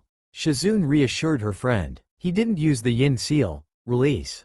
Tsunade said, pointing to the diamond-shaped mark on her forehead. It had been close to 4 hours since Tsunade had issued Team Tenten with the mission, and they were already in the land of waves. Running without any rest stops, they made it there. Outside the hospital were Team Kakashi, Anko and Temari. I was expecting you to be here a lot sooner. Kakashi said as the new team arrived. We would have, if someone wasn't slowing us down. Kiba snarled, looking over to Choji. Don't blame Choji. Ino spoke up. I'll blame whoever I want, you blonde. Kiba barked but was cut off by Choji. You can't talk to her like that. Choji threatened. It's bad enough you behave like this in Konoha, but now in front of a foreign ninja. Tenten said, stepping in between. Ahem. Kakashi coughed, trying to get their attention. Sorry Kakashi-sensei. Tenten apologized as she forced her team to bow. Choji, you'll be coming with us back to Konoha, and Shikamaru will take your place in accompanying Temari back to Suna. Both teams will move out in an hour. Kakashi ordered. We get only an hour to rest. That's ridiculous. Kiba growled. You don't seem to understand. Time is of the essence. We are dealing with a very powerful foe. We have absolutely no information on him besides the fact he took out 2 of the best Jonin in Suna. Shikamaru explained. No offense, but you can't compare the Jonin from Konoha to the Jonin from Suna. Kiba smirked. What's that supposed to mean, dogboy? Temari demanded to know. He means that Konoha has better ninjas. Sakura added fuel to the fire. Are you trying to destroy the alliance between the villages by yourselves? Shikamaru scolded as he tried to calm Temari down. Kakashi gave the Konoha ninja a stern look before leading Shikamaru and Temari away. You guys are no fun. Anko laughed as she ran off following Kakashi. Has there been any word about the Konoha Council or Jonin Elite taking our plan seriously? Sakura asked after making sure it was just the 5 of them. The Konoha Council was willing to listen. They liked it, Tenten answered. They said they will convince Danzo to get on board. Choji continued. But it's going to cost us. Kiba added. What do you mean cost? Ino questioned as thoughts of Danzo being an old pervert crossed her mind. She was picturing herself, Tenten and Sakura chained to a wall in the old man's house wearing almost nothing. Tenten took a deep breath before she explained. Danzo wants your help in his coup d'état. You two are in the perfect position to take out Shizune-sama and Tsunade-sama. He wants us to kill the Hokage? Sakura was too shocked to realize her voice was being raised. Ino quickly placed her hand over her friend's mouth. You can't be serious. The Konoha Council said if Danzo became Hokage, he would rewrite all of the village's laws and get Sasuke's name cleared while still continuing the hunt for Naruto. Tenten told. If we do this, can't we get both their names cleared? Choji asked. No way, it's because of Naruto that I lost 8 years that I could have spent with my Sasuke. Sakura said bitterly. That settles it. We'll meet with Danzo as soon as we get back to the village. Ino exclaimed, glad she didn't have to sell her body. Just be careful. Lee, Neji, Hinata and Shino seemed to be very interested in our actions recently. Kiba warned. Tell me about it. Every time I walk through the village I feel like there's a Byakugan watching me. Sakura shivered. If they find out about the plan, we're dead. Choji choked. Not necessarily. Half the ninja in the village are willing to side with Danzo. Kiba noted. This thing could break out into full-scale civil war. Ino mumbled. That's why you two taking out the Hokage is so important. Tenten said. I think we should meet up with the others. Shikamaru might get suspicious. Choji stuttered. Don't worry Choji. Big, bad Shikamaru won't hurt you. Ino teased, pinching his cheek. Sakura, Kiba and Tenten all held back laughter as Choji blushed. They split up and decided to join Kakashi one at a time. Everyone understands the specifics of their mission. Kakashi addressed the new team Tenten with Shikamaru. The 3 Konoha ninja nodded while Temari looked on. Once everybody was set, they took off running on the Great Naruto Bridge. Kakashi ran at point with his Sharingan exposed. To his left was Ino and behind her was Tenten. To his right was Sakura and behind her was Kiba. At the rear were Anko and Choji. In the middle of the defensive formation were Temari and Shikamaru. Reaching the Land of Fire's side of the bridge, Kakashi stopped the ninja behind. Someone was standing at the entrance of the bridge. The stranger was wearing a long, black cloak with a chin-high collar. On the back of his cloak was the kanji for truth. On his head was a conical straw hat. "Identify yourself," Kakashi demanded as the Konoha ninja prepared to engage. The man turned around, but the chin-high collar and low-tipped conical straw hat meant his face was hidden. "If you remain silent, it will be taken as a sign of hostility," Kakashi shouted. "Kakashi Hitaki, bounty 40 million ryo or 30 million without the Sharingan." The man spoke. His voice was cold and monotone. Thoughts of this being the same bounty hunter who took Kankuro crept into the ninjas' minds. "Did you take my brother?" Temari screamed as she drew her giant folding fan. "I collected the bounty on him, if that's what you mean," the stranger answered. Temari tried to run and attack the bounty hunter, but she found her body paralyzed. From the corner of her eye she could see Shikamaru using his shadow possession jutsu. "Let me go," Temari roared. "We planned if this happened. Kakashi will engage first and we'll support him from the rearguard." Shikamaru tried to reason. Kakashi took a few steps away from the group towards the stranger. "What's your name?" "I have no name, but people who meet their end at my blade refer to me as Shin," he answered. "Lucky for you, I have no intention of collecting any more bounties." "Too bad, because we have the intention of fighting you," Kakashi responded. "Just like Konoha ninja, always attacking first without provocation," Shin replied, a light chuckle after he spoke. "You must be a powerful ninja to have taken down both Kankuro and Baki without much effort." Kakashi fished for information. "Trying to get me to reveal something about myself that you can use. I expected nothing less from Kakashi of the Sharingan." Shin droned on. Casting a few quick hand signs, Kakashi used a shadow clone jutsu to create a single clone of himself. "You used shadow clones to beat Mike Guy during his last challenge against you. That win put you up 112 to 111. Shin spoke. How could he possibly know that? That challenge took place in the Hokage's office. Guy must have blabbed it to someone somewhere. Kakashi thought. "I know a lot more than you," Shin said as he stepped forward. With that single step he disappeared and reappeared behind the two Kakashi with his hand on the real Kakashi's shoulder. "The Flying Thunder God Jutsu." Kakashi choked. Which those words Shin disappeared along with the real Kakashi. "Why did you bring me here?" Kakashi demanded to know. The Jonin was standing on a statue of Madara Uchiha. "You said you wanted to fight," Shin responded. He was standing on a statue of Hashirama Senju. Between the two statues was a raging waterfall. "You brought me to the final valley just to fight." Kakashi sneered. He could tell there was more. He was looking out for any other enemies. "Don't worry, Kakashi. We are alone. There's no one to save you," Shin taunted. "Why are you doing this?" Kakashi asked, taking a fighting stance. "Isn't it obvious? I live for war. I'm just itching for the next great ninja war. I just wanted to speed things up. You kidnapped Kankuro with the intention of framing the Land of Fire. You want Konoha and Suna to go to war," Kakashi shouted. "You are indeed intelligent," Shin complimented. "That's just phase 1 of my plan. Once Suna and Konoha begin their battle, Kirigakure will get involved. Then hell will break loose on Earth. So you're just a sick sadist who wants to witness large-scale destruction." Kakashi spat. "Not large-scale destruction, just the destruction of this ninja world. As long as we live like this, there will never be peace. There will never come a time where the world will be united as one. Once the 5 great ninja nations have been destroyed, an era of peace will sweep the world." Shin went on. Drawing 3 shuriken in his left hand and a kunai in his right, Kakashi stared down his opponent, unable to make eye contact. "Your face is well concealed. Are you going to reveal your face, or am I going to have to do that myself? Years of peace and living in Konoha have made you weak, Kakashi. To think I once saw you as the greatest ninja to hail from the Land of Fire. Since I once respected you, before I kill you I'm going to give you a choice. Would you save the life of the Hokage at the cost of more than half your ninjas?" The question was laid out by Shin, much to the shock of Kakashi. "What kind of question is that? If you're planning on going after the Hokage, I'm sorry to disappoint you, but you will die here," Kakashi answered. "Are you truly that blind to the deception and betrayal of Konoha?" As we speak now, a ninja of Konoha is planning the unthinkable. A trusted advisor of the Hokage is plotting. In 2 weeks, on the night of the Red Moon, the Hokage will die at the hands of her own people. Shin predicted, his voice colder than usual. Why are you telling me this? Kakashi shouted. In truth, Kakashi, I have every intention of killing you. It's been so long since I fought someone who had a glimmer of hope against me. I'm giving you every reason to not hold anything back.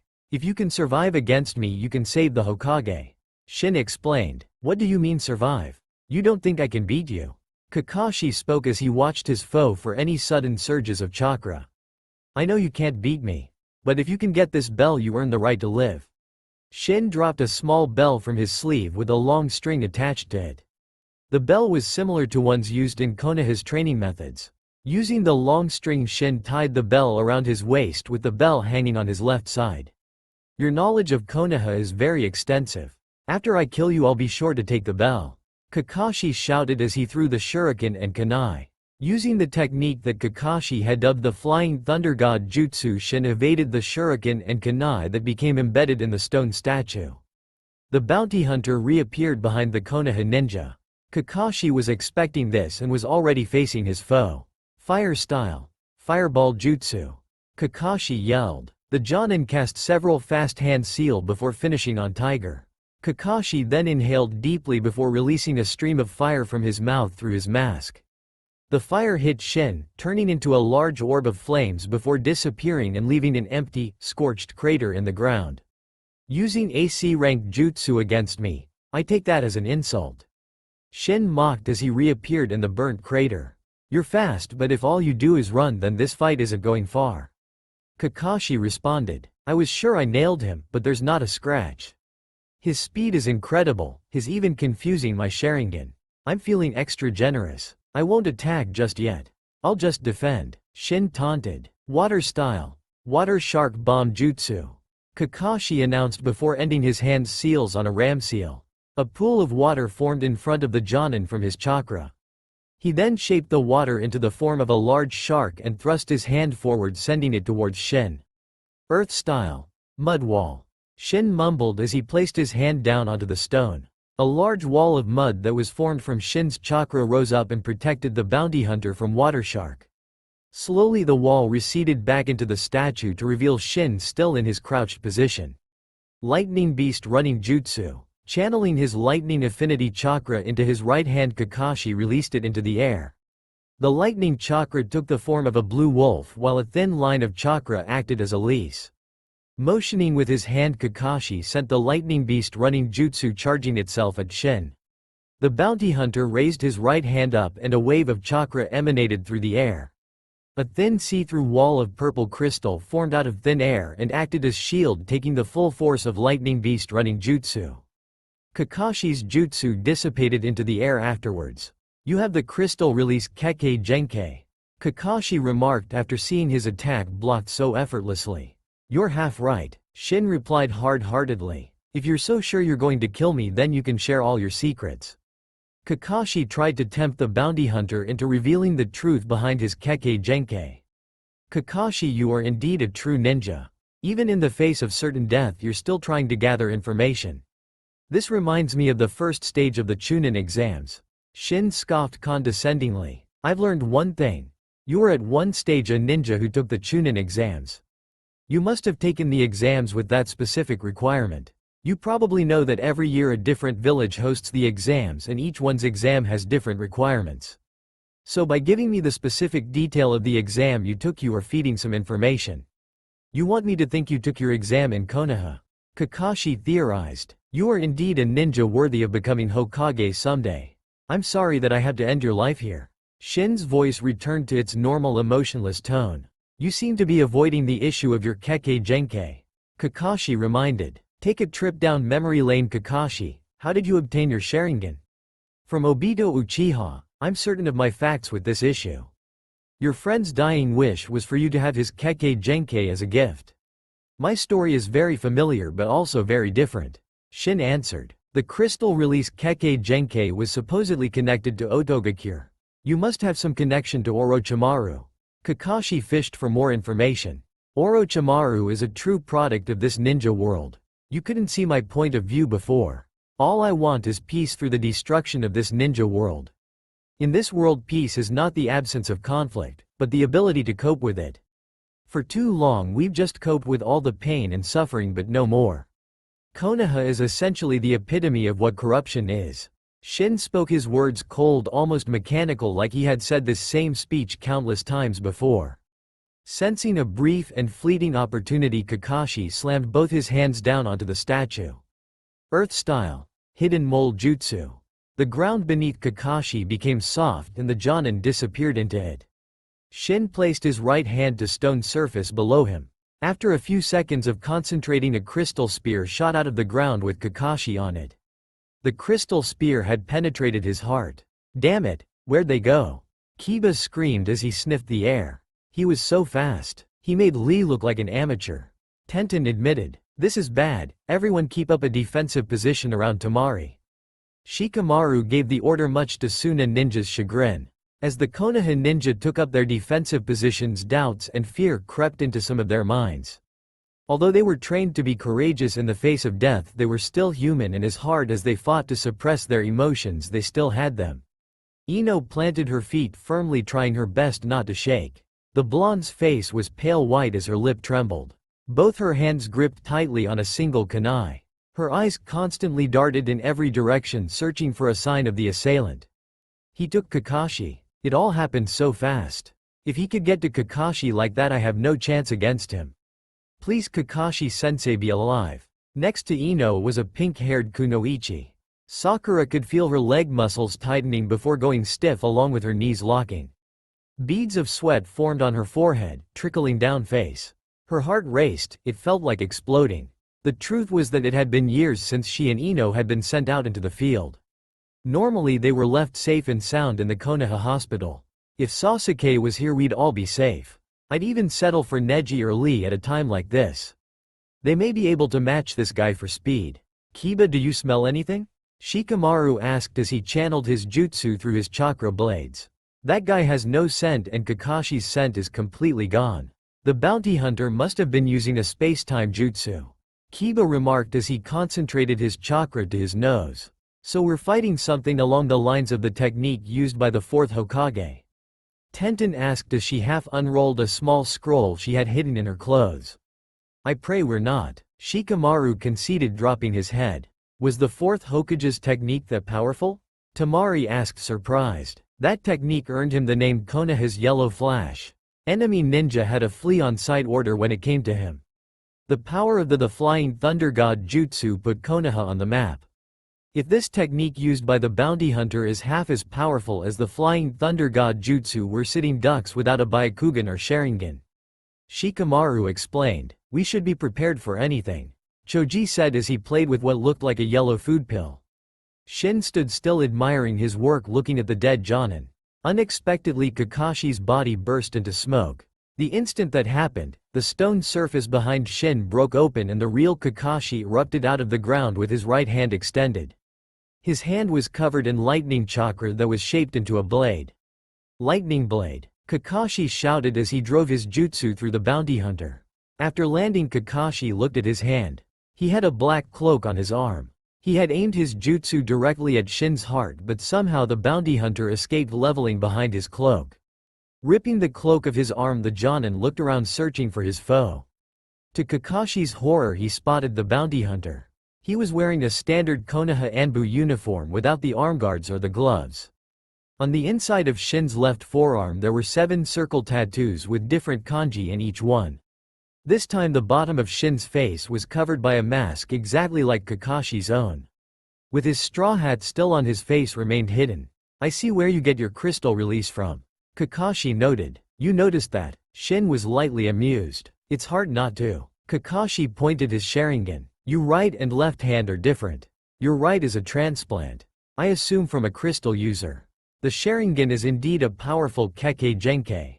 The bounty hunter flexed his right hand. There were 2 seals, one on his palm and the other on the back of his hand. The seal was a circle with 2 triangles intersecting so that the tip of one touched the base of the other. Think Roy Mustang from Full Metal Alchemist, alchemy glove transmutation circles. Inside the triangles were tiny unreadable kanji. Nice imitation Anbu uniform. This is the real deal. It was given to me by a former Anbu of Konoha. A one-sided staring contest began, with Kakashi trying to get a good look at his foe. The Jonin could only theorize that Shin knew the workings of his Sharingan and planned to hide his face. As Kakashi tried to formulate a plan, the bounty hunter raised his right arm towards Kakashi. Crystal spikes burst from the stone surface in different directions and headed towards the copy ninja. Reacting on the instinct, Kakashi leapt into the air, avoiding the crystal attack. Drawing his kunai, he descended on his enemy. A pink energy formed in Shin's hand before forming into a crystal kunai. The Konoha ninja dove with his weapon pointed at his target. Reacting accordingly, Shin swung his arm into the air using his crystal kunai to deflect Kakashi. After being knocked away, Kakashi landed on his feet and charged. Every swipe that the legendary copy ninja delivered was skillfully blocked by the bounty hunter. Jumping backwards, Kakashi threw his kunai. Shin responded by throwing his. The two weapons met, hitting each other before being sent in different directions from the source. Sensing he was at a disadvantage, Kakashi ran to edge of the statue and jumped into the waterfall. Using a great amount of skill, the copy ninja ran down the rushing water. When he reached the river of the bottom, he found Shin waiting for him. A smile grew under Kakashi's mask as he began to cast hand seals. After the 44th seal, he stopped and a large dragon made of water emerged from the water under him. That last time you were here was when you carried two beaten boys back to your village only for them to be declared missing nin a few days later. Shin taunted Kakashi with his greatest regret. As much as I enjoyed talking to you, this ends now. Water style. Water dragon jutsu. Kakashi shouted, bringing his hands forward. The giant dragon made of water followed the motion of Kakashi's hands and launched itself at Shin. The bounty hunter raised his right hand at the water-style jutsu and released a pink pulse of chakra into the attack. The water dragon began changing into a crystal dragon that was now under Shin's control. Shin snapped his fingers and the dragon fell apart, dropping the crystal into the water. So far I'm underwhelmed, Kakashi. I wanted to break a sweat. Looks like I have to kill you sooner than expected. Kakashi realized that he may have made a mistake. He needed the water to preserve his chakra while using the water dragon jutsu. He never expected the crystal release to be this powerful. He was going to go back to his lightning blade. He had already used one that Shin dodged. He needed to be certain that he would hit, or else it would be a waste of chakra. He still had his ultimate trump in his back pocket. It was one of his most powerful jutsu, but it came with the biggest risk. Being so far from any help, his body would be left helpless afterwards. The copy ninja needed to stall. You know way too much about Konoha to be some random bounty hunter. Kakashi tried to bait Shin in. I'm not some random bounty hunter, I'm the best. No bounty has ever escaped my clutches. I know everything about your village. It's amazing what money can buy you these days. Shin laughed. The laughter made Kakashi grow more worried. It was an insane, evil kind of laugh. It sent shivers down the spine of the Jonin. You don't expect me to believe that someone is selling our secrets. If I was planning a coup d'état, I would also want the Hokage to be completely vulnerable. Under his mask, Kakashi gritted his teeth. Was Danzo really planning to overthrow Tsunade? It was a rumor when the 5th Hokage was first given her position. A high alert was placed on the old warmonger and his root division. Was this the truth, or was Shin trying to get under his skin? How can I take anything you say for face value? Kakashi asked point blank. You can't. Everything I said could have been a lie. Shin answered. Kakashi reached into one of his pouches and grabbed 3 shuriken and throwing them in one swift motion. Shin shook his head while waving right hand through the air, leaving behind a pink trail of chakra. From the chakra, 3 crystal shuriken emerged and went on to deflect Kakashi's shuriken. The copy ninja sprinted across the water, heading for a physical battle. With a powerful burst of speed, the Jonin unleashed a barrage of punches and kicks, all of which were avoided by Shin. As Kakashi slowed down, another Kakashi emerged from the water and entered into the battle.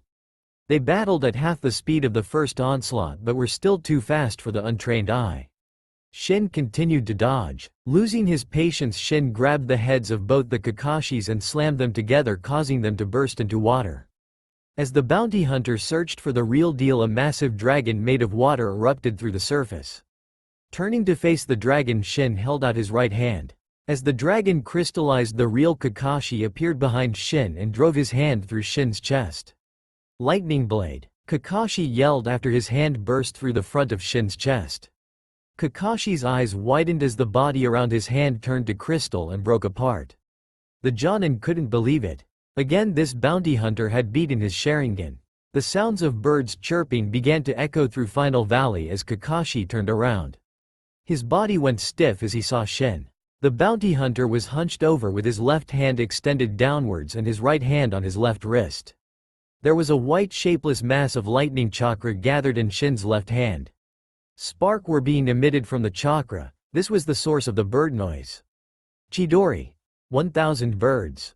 In a single leap, Shin covered the 100 meters between the two of them. Thrusting his left arm forward, he was met with Kakashi's own left hand that was also covered in lightning chakra. The two combatants pushed against each to see which technique would win out. "How did you learn that move?"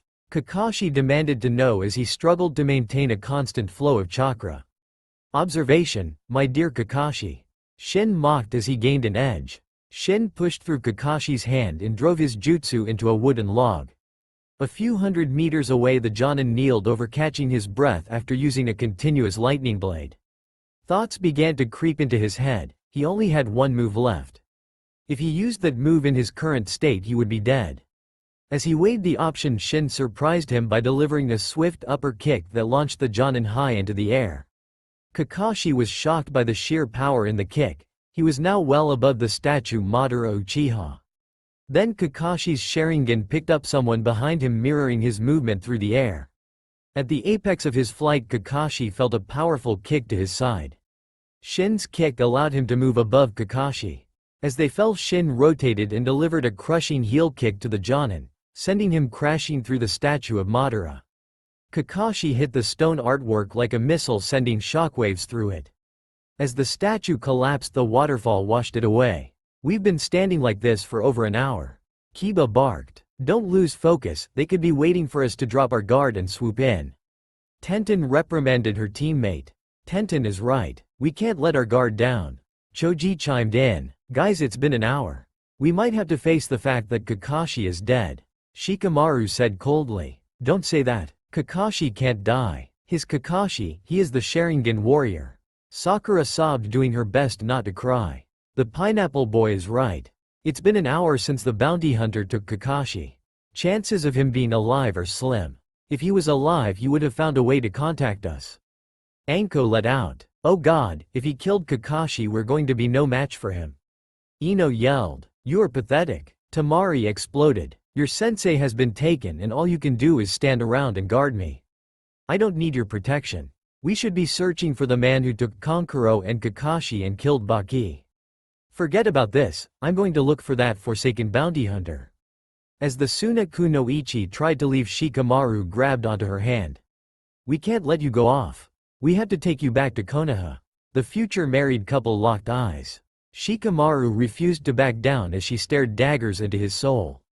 He could see her grit her teeth. She didn't want to hurt him, but he knew he was pushing her to it. "If you leave and something happens, it could start a war between Konoha and Suna." Shikamaru pleaded. "So that's what you're so worried about? You just want to prevent a war?" There was subtle hint of disappointment in her voice. "If you don't want to come back, we can always carry you."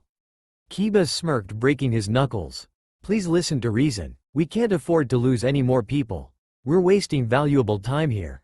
The faster we get to Konoha, the faster we can get a tracking team here." Sakura cried out. "That's the only way we can help Kakashi." Ino lied. "She just wanted to get back to the Konoha hospital. I'm taking charge of you bunch of pansies. We should split up into 2 groups." Anko announced. "Are you crazy? We should all stick together. That way we can fight off any enemy." Choji blurted out. All eyes turned to Shikamaru. Ino, Sakura, Kiba and Tenten hated the fact that during a crisis on a mission, the former Nara was awarded automatic captaincy over them. It was a new rule put in place a few years ago. All the Jonin were given a ranking. Kakashi was given the first place, followed by Guy, Neji and Shikamaru. Many of the older Jonin hated this system. It was put in place so that if a captain of a mission dies or is unable to take charge, another Jonin would take his place. If there were more than one possible replacement, the highest-ranking Jonin would take charge. There were rankings for Chunin and Genin as well in case there were no Jonin available. The truth behind these rankings was so Tsunade could exert more control over Danzo en route. Shikamaru sighed heavily. He hated being the fourth highest-ranked Jonin. Tsunade said it was because of his intelligence, but he knew it was because he believed in Naruto's innocence. In fact, the top 10 ranked Jonin were all people who believed in Naruto. Anko is right according to protocol, but given the situation we should move as one large unit. We'll move out in a single file. Kiba will be up front using his nose to check for enemies or traps. Tenten will follow. She'll be able to launch a massive weapon-based assault without much preparation should we need it. Tamari will be third given her long-range techniques. I'll be next. Ino and Sakura will follow me. Truth is they have no practical skills for this kind of formation, but they are our medical nin, so in that position they will be safe. Choji and Anko will be last. They'll be able to hold the rear. Let's move out. Tsunade sat in her office sipping sake as Shizune watched her in awe. The Hokage was 5 bottles down and still able to continue. The assistant was in actuality feigning her surprise. Shizune had become accustomed to the heavy drinking of her sensei, but she didn't like it. In a stroke of brilliance, Shizune had special sake that tasted the same but contained less alcohol made. Is it just me or has your chest gotten bigger? A familiar voice rang from the window. Jiraiya, you old pervert. Tsunade smiled, lifting up her glass. Shizune didn't greet the toad sage. Instead, she used her right hand to draw 3 needles from her left sleeve. She didn't want the Hokage to be taken advantage of. Jiraiya laughed uneasily upon seeing the assistant's weapons. Easy there, girlie, I just came to talk. It's okay, Shizune, if he gets 2 hands on I'll break them off. Tsunade threatened, taking another large sip. Shizune, I need you to activate the council seal. Jiraiya requested, the smile evaporating from his face. The council seal was a seal created by the 4th Hokage but completed by Jiraiya. Its purpose was to prevent anybody outside of the room finding out what was going on inside. It was only used for top-secret S-rank briefings or when they feared Danzo would be eavesdropping. Shizune placed her hand on the door and concentrated her chakra. Several lines appeared across the room indicating that the seal had been set. Did you find them? Did you find Naruto and Sasuke? Tsunade asked, her voice filled with hope and regret. No, I'm sorry my old friend. Jiraiya answered as the Hokage's head dropped. But I will keep searching. Then what is so important we have to use the council seal? Shizune questioned. In the past they had only used the seal to discuss Naruto. It's about Orochimaru. He is dead, Jiraiya explained. Who killed him? Tsunade stuttered. I don't know. Orochimaru has been dead for 5 years. Otogakure did extremely well to keep his death a secret for all this time. They had different people over the years pose as Orochimaru. Jiraiya continued. You must have some idea. Tsunade was now trying to get up but was woozy from the sake. 5 years ago there was this unexplained happening. Otto Ninja died drawing the same figure. We take this event as part of the death Orochimaru, we could have a clue. Jiraiya went on. Well, what did they draw? Shizune asked the question as Tsunade struggled to think. They drew circles in a ripple pattern. Jiraiya pulled out a piece of paper and handed to Shizune. This doesn't make much sense. Shizune examined the picture as Tsunade finally got her balance. I can't believe the snake is finally dead. I guess that's another weight of my shoulders. The Hokage stumbled forward. Jiraiya leapt from his position and caught Tsunade before she could hit the ground. Unfortunately, the Hokage had spun as she tumbled, resulting in her landing chest first into his hands. This was once-in-a-lifetime opportunity, and it was taken by the Toad Sage, who began to feel up the assets of his drunken friend. He felt like he was in heaven until 3 needles entering the base of his neck paralyzed his entire body. You really are a pervert. Shizune hissed as she helped Tsunade up. I would break every bone in your body, but I'm not in the mood. Tsunade grumbled, looking down at Jiraiya as he regained movement in his body. Sorry about that. He apologized as he picked himself up. I just couldn't help myself. Getting back to business, do you think it was the Akatsuki? Tsunade asked as she remembered that her former friend was once a member of that organization. There is that possibility, but it's been so long since I heard anything about the Akatsuki. Last I heard 3 years ago they attacked the Land of Lightning and Kumogakure capturing 2 Jinchuriki. The 2 tails, Yugito ni, and the 8 tails, sealed within 4th Raikage's younger brother, Killer B. Jiraiya said. I remember, the 4th Raikage threatened to declare war on the world. It was during his madness that he was killed and a new Raikage named Tsunade reminisced, recalling how Kumo tried to strike peace treaties with the other hidden villages during the transition. I hope that somewhere out there that Naruto is safe. Shizune whispered to herself, but the other 2 managed to hear her. The mood in the room was now somber. In a small, dimly lit bar on the outskirts of Konoha 6 men were gathered. They were the only patrons there. Everybody else had been ushered out by Anbu route operatives. Asuma, Shikaku, Choza, Inoichi and Hiyashi sat around a table looking at the man who sat at the head, Danzo. Danzo-sama, how goes your appeal to the ninja ranking system? Asuma asked, lighting a cigarette. That hag keeps blocking me off. She says it's a way to keep the ninja of the village working hard. We all know that's a load of bull. She just wants to push the ninja she likes to the top. Look at the top 10 Jonin. Kakashi Hitaki, Might Guy, Neji Hyuga, Shikamaru, Shizune, Rock Lee, Hinata Hyuga, Shino Aburame, Kurenai Yuhi and Konohamaru Sarutobi. Danzo spat. Just thinking about those rankings makes my blood boil. My son is 16th and I'm 19th. Choza roared. You think that's bad? My daughter is 15th and I sit at number 25. Inoichi remarked. These rankings do not take into account what type of Jonin you are. This is just a way for the Hokage to control us. Shikaku said. Exactly, Tsunade has passed her usefulness. These rankings were the last straw. This is an outrage. So many fine ninja have been outranked by this young, Wool of Fire, generation. Danzo continued his tirade. You have the full support of the Hyuga clan aside from Neji and Hinata. How could she place a member of the branch family above me? Hiyashi was furious. He had trouble containing the charka that he was subconsciously sending to his fingertips as he tapped the table. Let's not forget about the Hokage ranking here. How you put it, failure of a daughter above you. Asuma laughed. Asuma, will the Sarutobi clan follow through with the plan? Danzo questioned. Asuma took one last pull of his cigarette before putting it out. Loyalty is split. If it comes down to it, the younger half of the clan will follow Konohamaru. I knew that brat would be trouble. What about the other clans? Danzo continued. Shikaku, Choza, Inoichi just nodded their heads to signal yes. Should we have to fight, we can definitely count on resistance from the Aburame clan, Inazuka clan and Kurama clan. Although a few youngsters from the Inazuka clan led by Kiba would help us. Shikaku added. I'm not feeling up to this. Choza confessed, struggling to control his excessive swallowing. Choza, you accept my offer and agree with my idea. Danzo stated boldly. I accept your offer and agree with your idea. Choza repeated almost mindlessly. I must say you seem to have a gift with words. Asuma mocked as he lit a new smoke. Doesn't it bother you that your wife is ranked higher than you?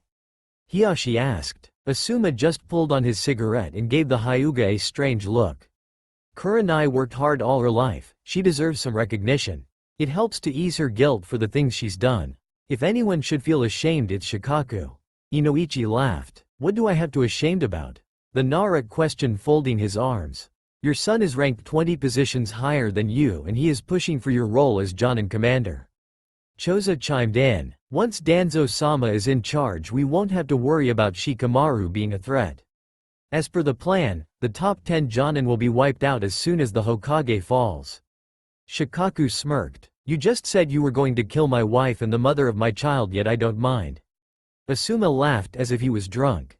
Good, it seems we're all on the same page. Let us proceed to matter of Konohamaru Sarutobi. Danzo got everyone's attention. The brat has a mission to a small village on the border of the Land of Fire.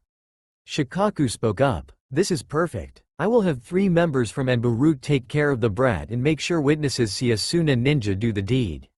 Danzo laughed malevolently. Why would you frame Suna? Inoichi asked. It's simple. I could never respect a village that would make a Jinchuriki its cage. Ever since Suna lost Gaara, I've been waiting for the perfect opportunity to crush them. If it is found out that Suna has killed the future head of the Sarutobi clan and grandson of the 3rd Hokage, we will have no choice but to go to war. And during this war we might lose our current Hokage as collateral damage. Danzo continued with his wicked tone. That's just a suggestion, but we do need to kill that brat. Kakashi dragged himself onto the shore of the lake near Final Valley. All the strength in his body was gone, he had only a few minutes left to live. Next to him was a conical straw hat, the same hat worn by Shin. The bounty hunter kneeled down next to the Jonin and picked up his hat. Kakashi channeled all the chakra he had left into his Sharingan to get a look at Shin's face, but all he saw was the forehead protector worn by the bounty hunter. It was a Konoha forehead protector with a gash running across it. Kakashi was certain he had seen it before. Shin stood above the beaten Jonin. Extending his left arm, he focused his lightning nature chakra into his palm, forming a blade of electricity. As he prepared to deliver the final blow, he felt the presence of someone else. "Stop!" A voice colder than Shin's called out. Shin turned to face the source of the voice. The new person had dark eyes and black hair that hung near his cheeks to frame his face, while the rest of it was kept in a ponytail. He was wearing a long, dark cloak with red clouds and a chin-high collar. Itachi ni-san. Shin stuttered. Itachi ni-san. Shin stuttered. You gotten sloppy, kid. Itachi responded, throwing Shin the tattered cloak Kakashi had hit with lightning blade. I was just playing around with him. I could have killed him before this fight even started. Shin smirked as he lowered his mask. I thought I told you getting revenge on Konoha won't fill the hole in your soul. Itachi tried to reason. Shouldn't you be resting back at the base? The overuse of your Mangekyo Sharingan has left you practical blind. You can't even activate your Sharingan anymore. Shin hissed. Yes, overuse from protecting you. I may be almost blind, but I can see clearer than you. Pick him up, he's coming with us to our base. Itachi barked, turning around and walking away. Why should I carry him? Shin asked, ticked off. He carried you back when he found you here. Itachi stopped and answered before continuing. Mumbling curse words under his breath, Shin picked up Kakashi in a fireman carry position. The two walked away from Final Valley with Itachi leading the way. His eyes were closed as he concentrated his chakra into his other senses. Can't I just use the Flying Thunder God Jutsu to get us back to base? Shin complained. We will walk. You lack discipline. I am your sensei and you are openly violating my wishes. Itachi answered. But Kirigakure is so far away. What was the point of learning the Flying Thunder God Jutsu in the first place? Shin grumbled. It was a jutsu created by the fourth Hokage. I was hoping in learning that jutsu you would share his love for Konoha. Itachi explained. When a man learns to love, he must bear the risk of hatred. Shin replied coldly. That was a line used by Madara.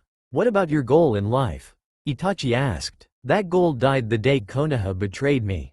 I have long since closed my eyes. My only goal is in the darkness. The two walked in silence, not speaking. Occasionally Kakashi would stir, but not enough to cause alarm. Shin felt a strong force building up in Itachi. If he didn't act soon, he feared Itachi may try activating his Sharingan. You're not thinking about trying your Tsukuyomi on me. Your eyes would be destroyed, and for what? Tsukuyomi wouldn't work on. I'd easily break out. You know the whole blood thing. Shin remarked. Then how do I drill home my point to you? Protecting Konoha is in my blood. It's in your blood as well. I can't sit by and watch you destroy the village I love. Itachi barked. The same village that made you eradicate the entire Uchiha clan, to avoid a civil war. Look at those dogs now, they're on the verge of a civil war. All that Uchiha blood was spilt for naught. The village will crumble by my hands. Then at last I can lay his memory to rest. Shin growled. I know the feeling. I lost my best friend Shisui too. But his death served a purpose. Itachi continued. Lost your best friend? Danzo and the third Hokage had you kill him so you would gain the power of the Mangekyo Sharingan and use it to destroy the Uchiha clan. Shin spat with growing distaste. The outburst from the bounty hunter caused Itachi to stop walking. Itachi turned to face Shin, which caused the bounty hunter to take a step back. A stream of red liquid was crawling down Itachi's cheek from his left eye. Shin dropped Kakashi off his shoulders and ran to catch Itachi, who had just collapsed. I collect all these bounties and spend the money on doctors for what? With the cash I spent on you I could have bought a small country. And what do? You try and use your Sharingan and strain your eyes even more. Shin grumbled as he used his left hand to channel chakra into Itachi's head. Letting out an exasperated sigh, he picked Itachi over his left shoulder and Kakashi over his right. If I had just done this in the first place, you'd be fine. In a bright yellow flash, the three of them were gone. At the gates of Konoha, the guards on duty could see a running formation. Kiba led, followed by Tenten, Temari, Shikamaru, Ino, Sakura, Choji and Anko. Once they were at the gates, they slowly down their rapid pace and stopped. Tenten, Ino, Sakura and Choji were worse off than the others as they struggled to catch their breaths. Shizune ran into the Hokage's office with a worried expression plastered on her face.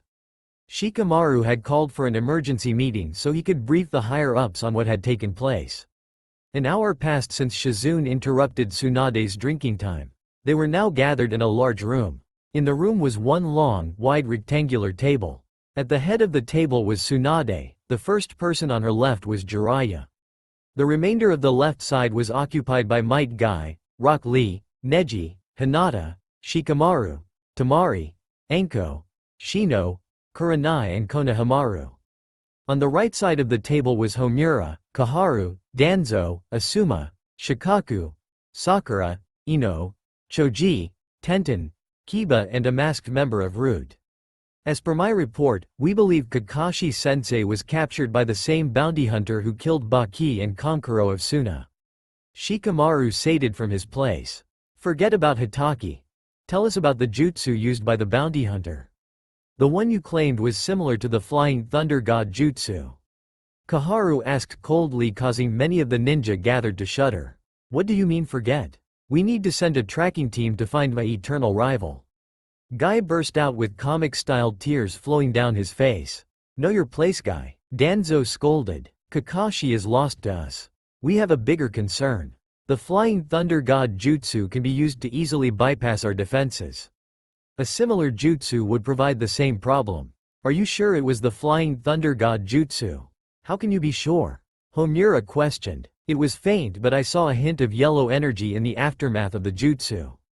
He tried to conceal it, but he didn't succeed. Choji spoke up. Might Guy, Jiraiya, Neji, Hinata and Shino. I'm dispatching you to the Great Naruto Bridge.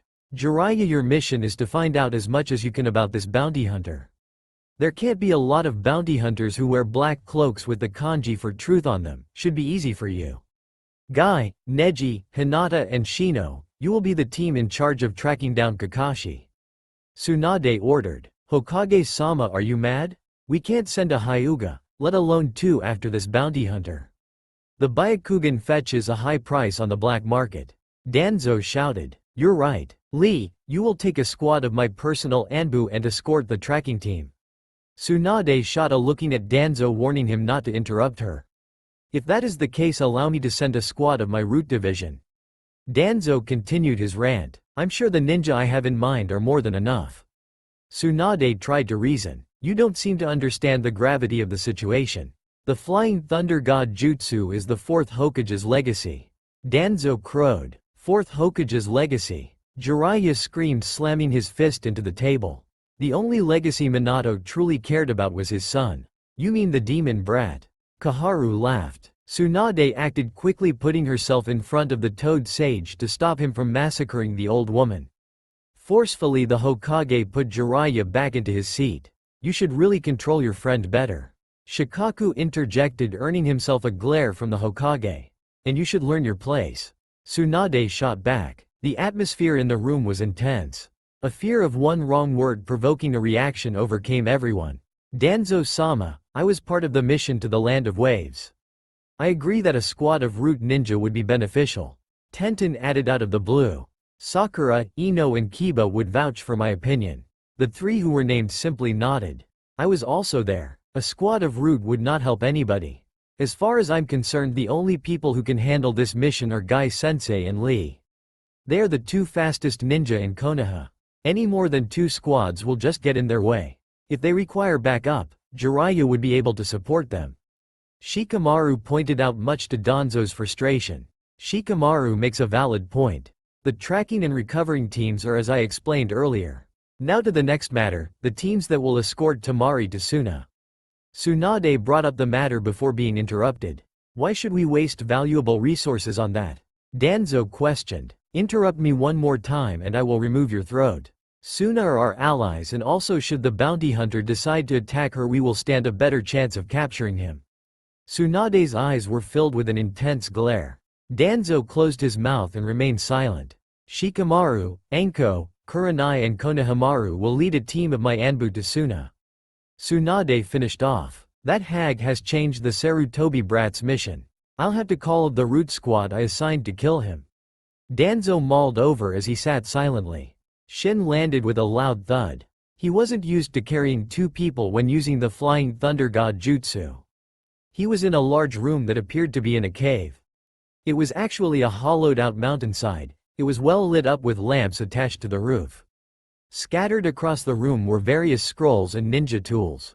On the far right side of the room there were 2 futons, and on the left side 1 futon. There was one large table with 3 chairs around it in the middle of the room. Shin's loud landing alerted someone who was sitting at the table, causing her to spring up. She had red eyes that matched her hair color. Her hair was short, pointy, and unkempt on the right side, while it was long, pinned straight and combed on her left side. She wore brown glasses, a lavender shirt coat like a small lab coat to cover her ample chest, knee-length black shorts, and long black thigh-high stockings with black sandals. The redhead could best be described as having an hourglass figure. She raced to Shin's side and allowed him to lean Itachi on her. The redhead led Itachi to one of the futons on the right. After laying down the Uchiha, she rejoined Shin, who dropped Kakashi onto the hard stone floor. Kakashi Hitaki, is he our next bounty? She asked, removing Shin's hat. No, Itachi Ni-san wants to keep him alive. Shin looked over the lifeless Jonin. Well, that's a waste of good money. I really could have used some new equipment, she said as she removed Shin's mask completely. Karen, I'm not in the mood to argue today, he replied. I guess beating your former sensei to a pulp will do that to you. Do you want to talk about it, Shin-sama? She offered. How many times have I told you, call me Shin? He sighed. You saved me from Orochimaru. I guess I just can't stop. She tried to laugh. A groan from Kakashi caught both of their attention. Shin walked over to Kakashi and dragged him by his flak jacket to the table in the middle of the room. Karen swept all the books and scrolls of the table and Shin threw Kakashi onto it. Shin raised his right hand over Kakashi. Crystal art, healing coffin. Shin stated as a coffin made of crystal encased the copy ninja's body. You could have had him bite me, Karen said. Shin clenched his fist. I told you never to do that again. He grabbed her arm and pulled back her sleeves to reveal unhealing bite marks. I don't do anything else. You two keep me safe, you gave me this home. You accepted me into your lives and you saw past the fact of what Orochimaru made me and you showed me love. You do everything for me and I do nothing. She sobbed. Look at this, Shin shouted, holding out his right hand, gesturing to the seals. You did this. When I lost my hand, you attached this one and came up with the seals that would allow this hand to be accepted by my body and have access its Kekkei Genkei. That's the only thing I've done for you. You saved me from Orochimaru and Otogakure. Not to mention all those people who tried to get revenge on me for experimenting on them.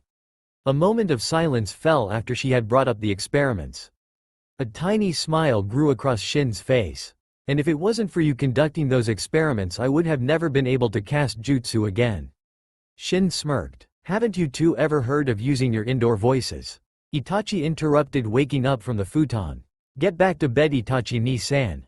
Shin shouted. I cash in bounties worth close to 10 million ryo at least once a month and we still live like this. The drugs you need are really expensive. I never asked you to take care of me. Itachi hit back. I know you never did, but... Shin was lost for words. Karen was slowly backing away from Shin as he was losing the argument. Karen, weren't you supposed to keep Itachi Ni-san in the base? Shin noted, turning to the redhead. He told me he was going for a walk. She laughed uncomfortably. Shin just continued staring at her. Shin-sama, please stop looking at me like that. I can't move, Karen pleaded. The bounty hunter broke his gaze and turned to the crystal coffin to look at his reflection. He focused on his red eyes, specifically the 3 tomo around the central pupil. Are you ever going to turn it off? Karen asked, her voice hiding her fear. You know I can't. I can't rest until I destroy Konoha and the rest of this ninja world. Shin lamented. Why must you seek revenge? Can't we just go far away? We'll leave the ninja world behind. Just you and me taking care of Itachi-sama. The redhead was now holding onto Shin's shoulder. I can't forget about revenge. He gave his life so I could live. If I give up on revenge, it means I'm giving up on his memory. The bounty hunter gritted his teeth, holding back his emotions. Karen knew what he was talking about and looked across the room to the futon next to Itachi's. Next to the futon on the wall was a picture held up by a kunai. In the picture was Kakashi with three much younger people, a pink-haired girl, a blonde boy and another boy with spiky black hair. That day both Naruto and Sasuke died. Shin growled as the three tomo in each eye merged together to form a six-pointed circular star. It looked like three thin ovals overlapped horizontally and diagonally. This time the colors were reversed, with the central star-shaped pattern being red and the rest of his eyes black. In the center of his eyes was still the small black pupil. Karen tightened her grip on his shoulders, calming him down and causing his eyes to revert to their original form with three tomo. You're not as perfect as you think you are. You are still controlled by emotions. Itachi noted as he joined them on the other side of the table. Itachi ni-san, don't do anything reckless while Karen and I are out. Shin said as he performed a hand seal and said release to reveal a hidden chest. Shin opened the chest, took out a new black cloak with the kanji for truth on it. After he put on the cloak, Karen slipped on his mask and conical straw hat. Shin grabbed the redhead by her hand and then disappeared. 4 hours after the emergency meeting at the main gate of Konoha, the teams gathered for their mission. Guy, Neji, Hinata and Shino stood in a diamond formation with Guy at the lead. Next to them were Rock Lee taking the lead in the same formation with 3 Anbu. Guy, Lee, you are the captains of your respective squads. Guy, overall you're in charge of the entire mission. Tsunade confirmed with her ninja. Yosh, the flames of youth burn brightly in me. I will find my eternal rival. Guy cried. Hokage-sama, where is Jiraiya-sama? Shouldn't he be leaving with us? Lee brought up the absent Toad Sage. The old pervert left right after the meeting. He said it was better if he left alone. Tsunade laughed. Wait, Shizune screamed as she came running to the gates. The Hokage's assistant was carrying 2 small satchels. Catching her breath, she handed the satchels to Guy and Lee. These contain special food pills. They were made specifically for you two to use. It'll help you open your 8's gates. What a wonderful gift. It was now Lee's turn for the waterworks. Guy-sensei, we should be leaving now. Neji tried to get his captain's attention.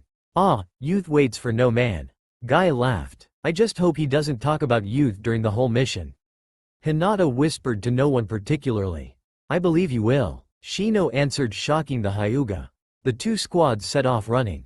As Tsunade waited, she was joined by Tamari, Shikamaru, Anko, Kurenai and Konohamaru. They were each carrying very large backpacks for the long trip to Suna. Tamari, I'm truly sorry for what happened to your brother. Konoha will offer their full support in finding the villain.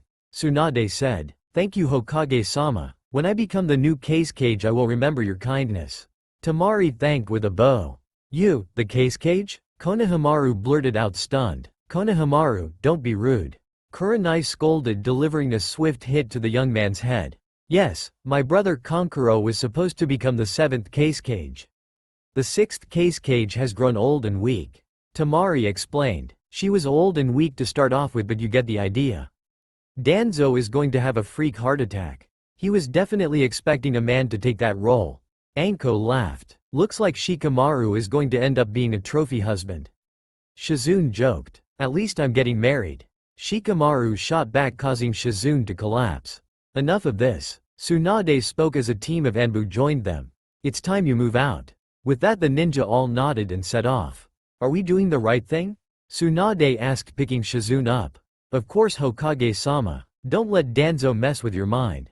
Don't you just love the land of rivers? Karen smiled as she walked down a not-so-busy market. A few steps behind was Shin in his full disguise. Wait here, Karen. I'm going to have a word with the old man. Karen nodded gleefully as Shin disappeared. She began to examine the different fruit and vegetables, deciding to buy some for dinner. As she was finished loading a bag full of ingredients, she turned and walked into someone. He was a tall man with waist-length, spiky white hair that was tied back into a ponytail, with 2 shoulder-length bangs that framed both sides of his face. He had red lines that ran down from his eyes and wore a horned forehead protector with the kanji for oil. He wore a green short shirt kimono and matching pants, under which he wore mesh armor that showed out of the sleeves and legs of his outfit. Over his clothes he wore a red cloak. The force of bumping into the man caused the redhead to drop her bag. The man bowed and apologized while trying to help her.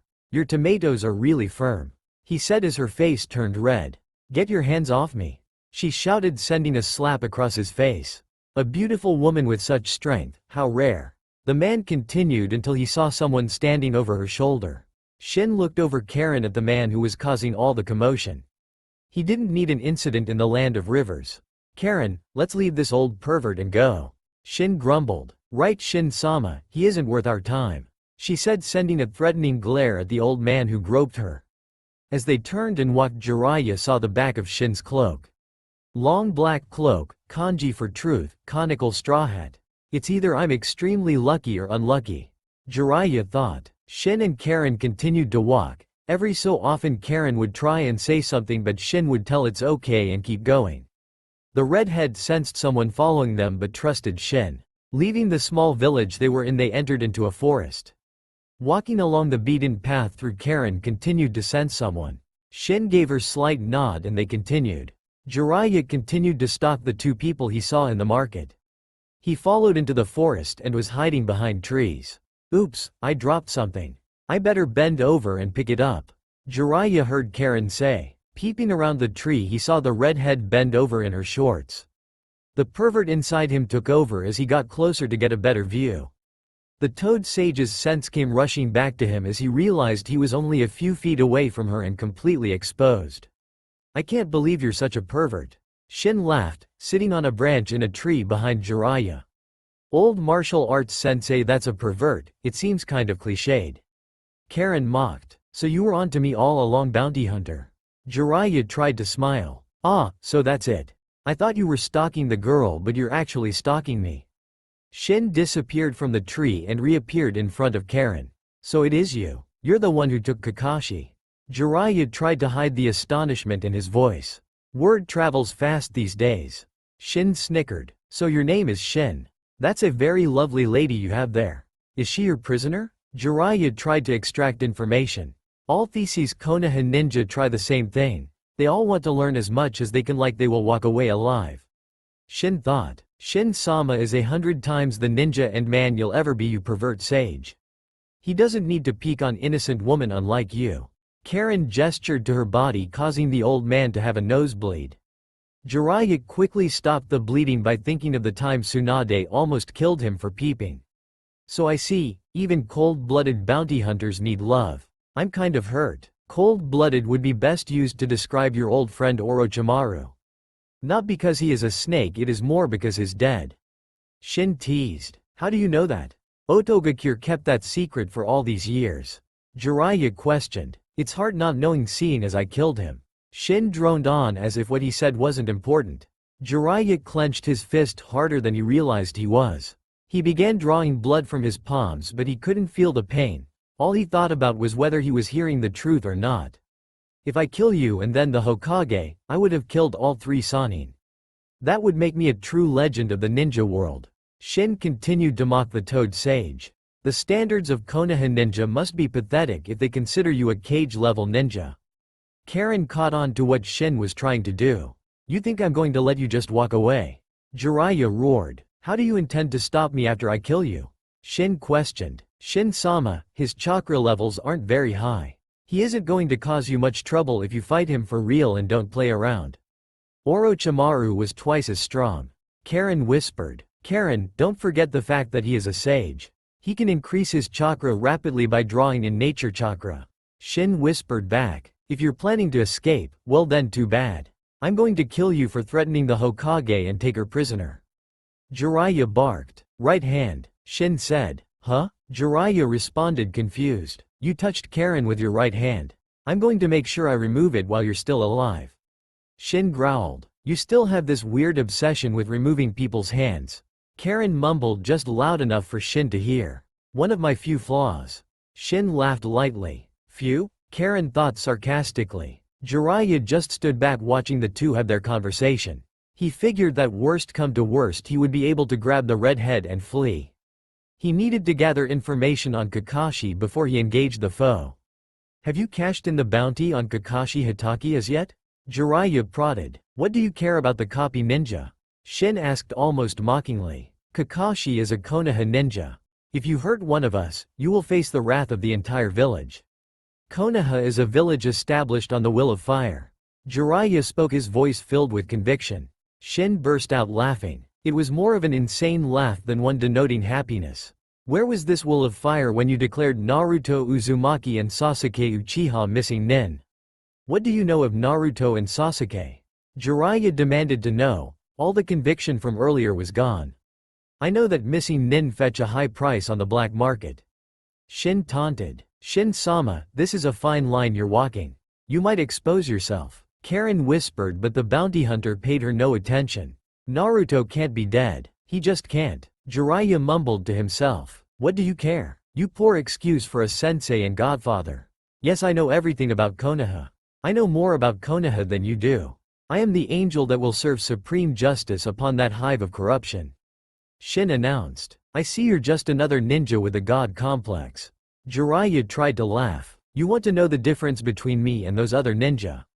I have the power to be an actual god. Shin barked. Karen felt shivers run down her spine as she felt a dark presence overtake Shin's charka. The darkness gave Shin great strength but at a high cost. Shin-sama, it's happening again. You have to control yourself. The redhead was almost in tears. The bounty hunter stopped and began taking deep breaths. The loudness of his breathing was not missed by the toad sage. Jiraiya could feel the darkness and realized he was trying to calm himself. Karen, once we start fighting I want you to run to edge of the forest. I don't want you to see me in my other form. Shin whispered. Karen nodded. The redhead placed her hand on the back of Shin's cloak and channeled her chakra. The back of the cloak split open, allowing Shin to slip out of it. Jiraiya got a good look at Shin in the Konoha Anbu uniform and mask. In one swift movement Shin removed the mask and hat, giving Jiraiya a small heart attack. That's all for now. If you enjoy this video, then please like, share and do comments.